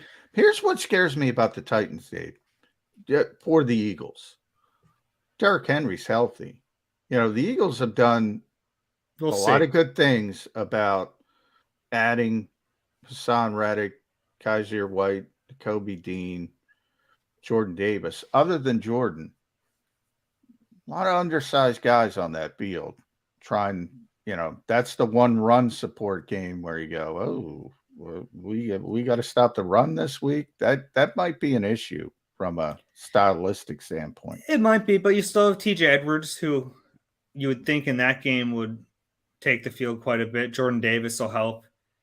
I get what you're saying, but it's the Titans are such an outlier team that it's like, And at that point, let's see if Derrick Henry's healthy. He's at the point in his career where you start to wonder if, after last year, is he going to be the same guy going forward? I don't know that. I don't think they know that. If he's not, then the whole way they've built that team doesn't work. So as good as we think they are, and as good as they've been with him being this insane runner, it's like at a certain point, he's not going to be able to do that anymore. So I don't know if it's this year, but if it is, we'll probably know by that point in the season if they're not the same team. All right, Dave, I'd love to give Howie Roseman credit for this, but I think it's more the National Football League and the way they lay out their calendar and the fact that it's a 52-week-a-year game these days. For most of the end of January, into February, into March, all we talked about here in town was, is a quarterback good enough? Are they going to get another quarterback? Are they trade for Russell Wilson, Deshaun Watson, blah, blah, blah, blah, blah, blah, blah. And the Eagles stuck to their guns. We like our quarterback. We're going with our quarterback. We believe in our quarterback. Jalen Hurts. And there was a lot of question marks surrounding him. Because of the draft, because of the schedule, we kind of like a magician. Everybody look over here. Meanwhile, over here, something's going on. Jalen Hurts is still over here. And are we going to return to, we forgot our quarterback isn't the top 10 quarterback. He's not a top half quarterback. Have the Eagles been able to maneuver themselves into a place where just throw Jalen out there and we'll be good enough? Or are all of a sudden it's going to catch up to them that, we didn't upgrade at the quarterback position? We'll see. They have a choice now. They gave him A.J. Brown, and he has a good line. He has some weapons, and we'll find out. The one thing that is totally truthful, and they believe it. I believe them when they say it, is that Jalen's going to maximize his potential. The problem is we don't know what that means. We don't know what the ceiling is. I think he's going to get better. I do. I really, truly, honestly believe he's going to get better. Do I think he's ever going to be a top quarterback? I don't know that. And I think there are reasons to really doubt that based on what we've seen from him. And I like Jalen, and I think they like Jalen, and that matters too. The team likes him. They're going to play hard for him. And I think he can be a functional player. Can he be a great player? He has to prove that. He hasn't done that yet. He's gotten better. And it's funny because that playoff game was so bad, it's really tainted the way we all think about Jalen Hurts. Because if they had missed the playoffs with a 9-8 record and we didn't see him stink it up in Tampa, we probably think a little differently of Jalen Hurts right now. Right? I mean, I think we would have looked at him and said, this guy in his first year as a starter, he got a lot better. The team improved. They won 9 games. They missed the playoffs, and we want to see him in the playoffs, but there's reasons to be optimistic. The problem for him is he went into the playoffs, and he was awful. I mean, he had one of his worst games in the biggest moment, and we know the injury was more significant than we initially thought, but he wasn't very good in the biggest moment, and I think we've viewed the entire offseason through that lens, and fair or not, that's what's happened. And it's just funny though to think about if he didn't play in that game.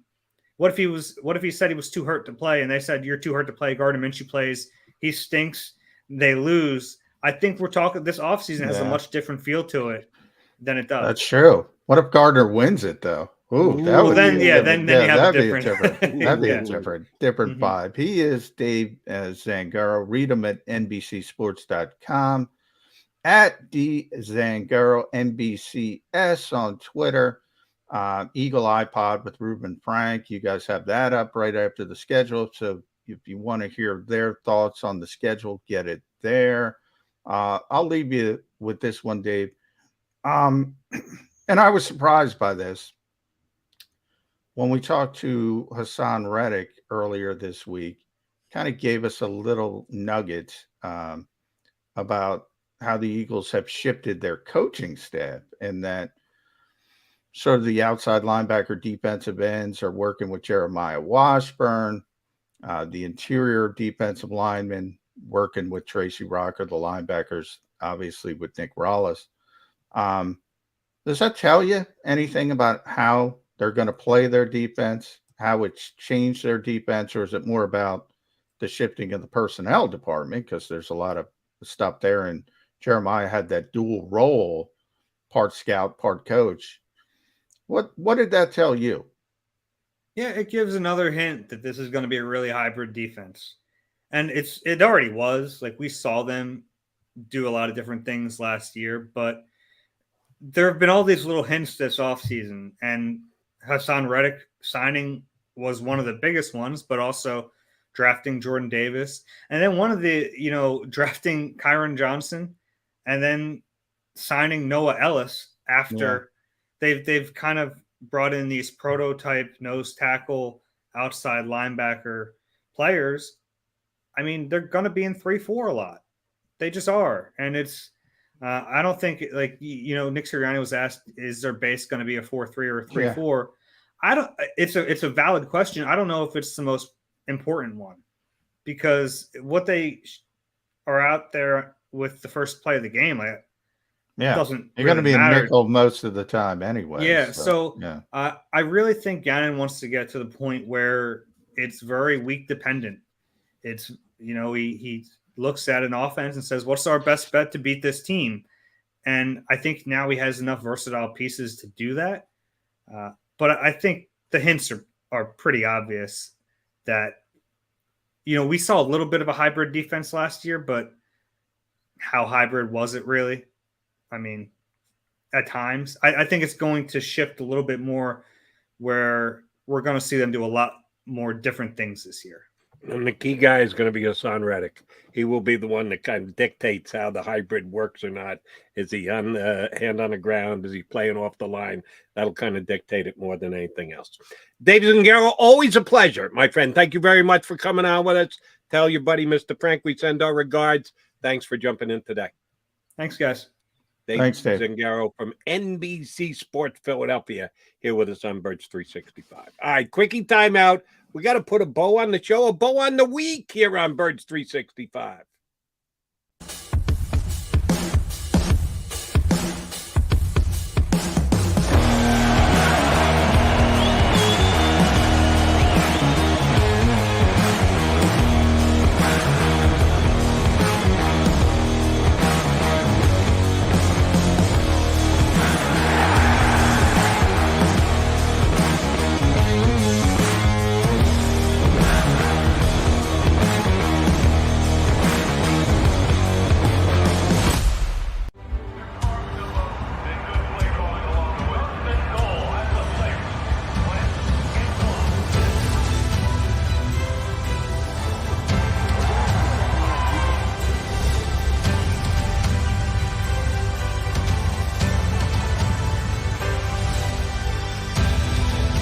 Field of life, First Trust Bank is there for you.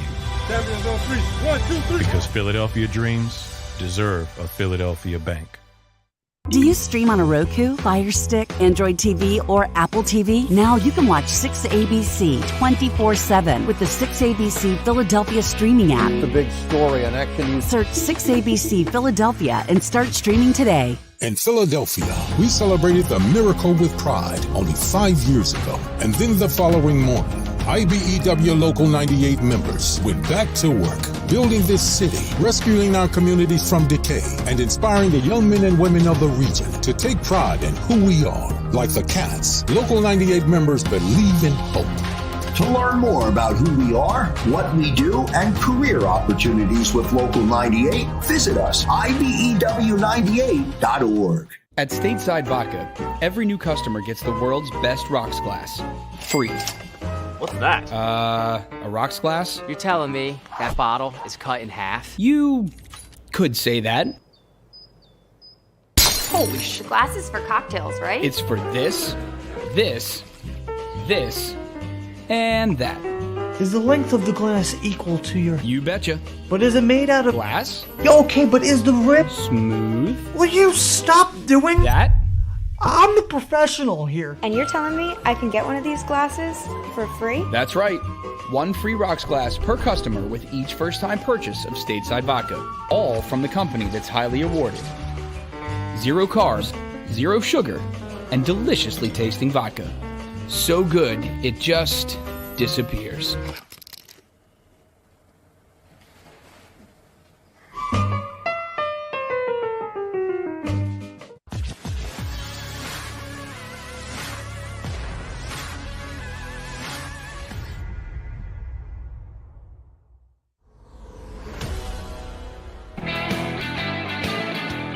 You got your MAGA Mac guys, McDonald and McMullen, get ready to enjoy a weekend. Johnny Mac, you going to do any writing this weekend? You got stuff you got to write, or? Oh yeah, always, Jody, always. It never ends. Come on, never the ends. wife doesn't have a honey-do list ready for you? Oh yeah, that too. Believe me. He does it all on the weekends. All right, then I got a couple of shows to do this weekend.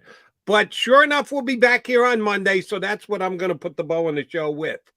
2 guys that by the time we return to the airwaves here on Monday morning, I will ask you about their whereabouts. Will James Bradbury be an Eagle by the time we get back together on Monday morning? No. I think, right. I think that they were going to seize the opportunity. It would already be done. So I think we're in a wait and see mode, Jody. They're playing the waiting game and letting the league dictate somewhat what they're willing to do. Sometimes that works. How many times did I say here on this show? Tip of the cap to Howie Roseman. He waited on Steven Nelson. He waited on Steven Nelson. He waited on Steven. And I'm going, get this guy in here. What are you doing? They need another quarter. And he waited, and he got him at his price. Yeah. So he played the waiting game quite well last year. I hope they don't misplay this one. I think Bradbury is a phenomenal fit with this team. All right, one other guy, his whereabouts as of Monday, we need to know. Will Andy Weidl still be a Philadelphia Eagle by Monday? By Monday, yes. It seems like Pittsburgh is taking its time, and it can this time of year. They're the only team looking, and they're at 4 external interviews at this point, 2 internal interviews, and these are the second round of interviews. Once they stop informing us they're having second interviews, I think that's a clear indication they're going to make their decision pretty quickly. So I think it'll happen by the end of next week. They'll make their decision, but by Monday, I'm going to say probably not. You never know. Maybe they'll take the weekend and mull. Andy's got a good shot, though. He's a Pittsburgh guy. Steelers used to work for the Steelers. They're very loyal. They remember people. He's got a good shot. I lied. I have one more person to ask about. Person X. Will the Eagles have an announcement on another addition to their front office, or does that go hand in hand with what Andy Weidl does or doesn't do as far Well, as the Eagles never announce it, so no. There might be a breaking story. They hired a scout from Denver. I forget his name offhand. There might be something of that nature. When the Eagles announce their personnel department, it will be all at once. One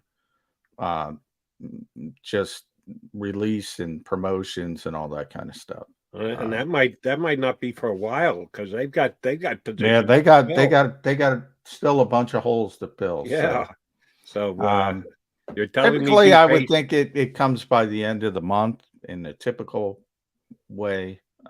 Maybe a little bit longer because of all the movement, but I think we'll probably get it by the end of the month. The Eagles are a patient team. Maybe they'll be the same about filling the openings they have in there. We never gave wins, Jody. How many wins you got? Oh, shoot. We never actually did that, did we? No. How many wins you got? I'm not going down. Give me a number. I'm going to say they're going to win 11 games. That's right where I am. We're always right there. That's no fun. I got 11. I got 11 wins. But you said which way you're going. Yes. I'm going down. 11 down. You would say a softer 11 rather than a harder 11. Yes. Yes. Yeah, I don't think they can win 12. We're the same again. No. It's the same thing. Damn it. I'd go backwards to 10 Yeah. before I'd go up to 12. But I think they're an 11-win team. Yeah. Yeah. 11. That's pretty good. That's pretty good. 11-6 is damn good. All right. Expectations are raised officially. But here's the key. If they sign James Bradbury this weekend, well, then you're going to 12. I'm going to 12. Yeah. I'm going to 12 if they get James Bradbury this weekend. All right. We'll see if that happens. Either way, I will catch you on Monday, partner. All right. All right, Jody. We'll be back in 2 and 2 days, that is. You've been listening to Birds 365, the destination for the passionate Eagles football fan who bleeds green. If it's Eagles football, we're talking about it. Debate inside the locker room and guests that are some of the greatest football minds from around the region. We hope you enjoyed the show. We know we had a blast. Make sure to like, comment, and subscribe, and we'll be back soon. But in the meantime, hook up with us on social media at JAKIB Sports. See you next time on Birds 365.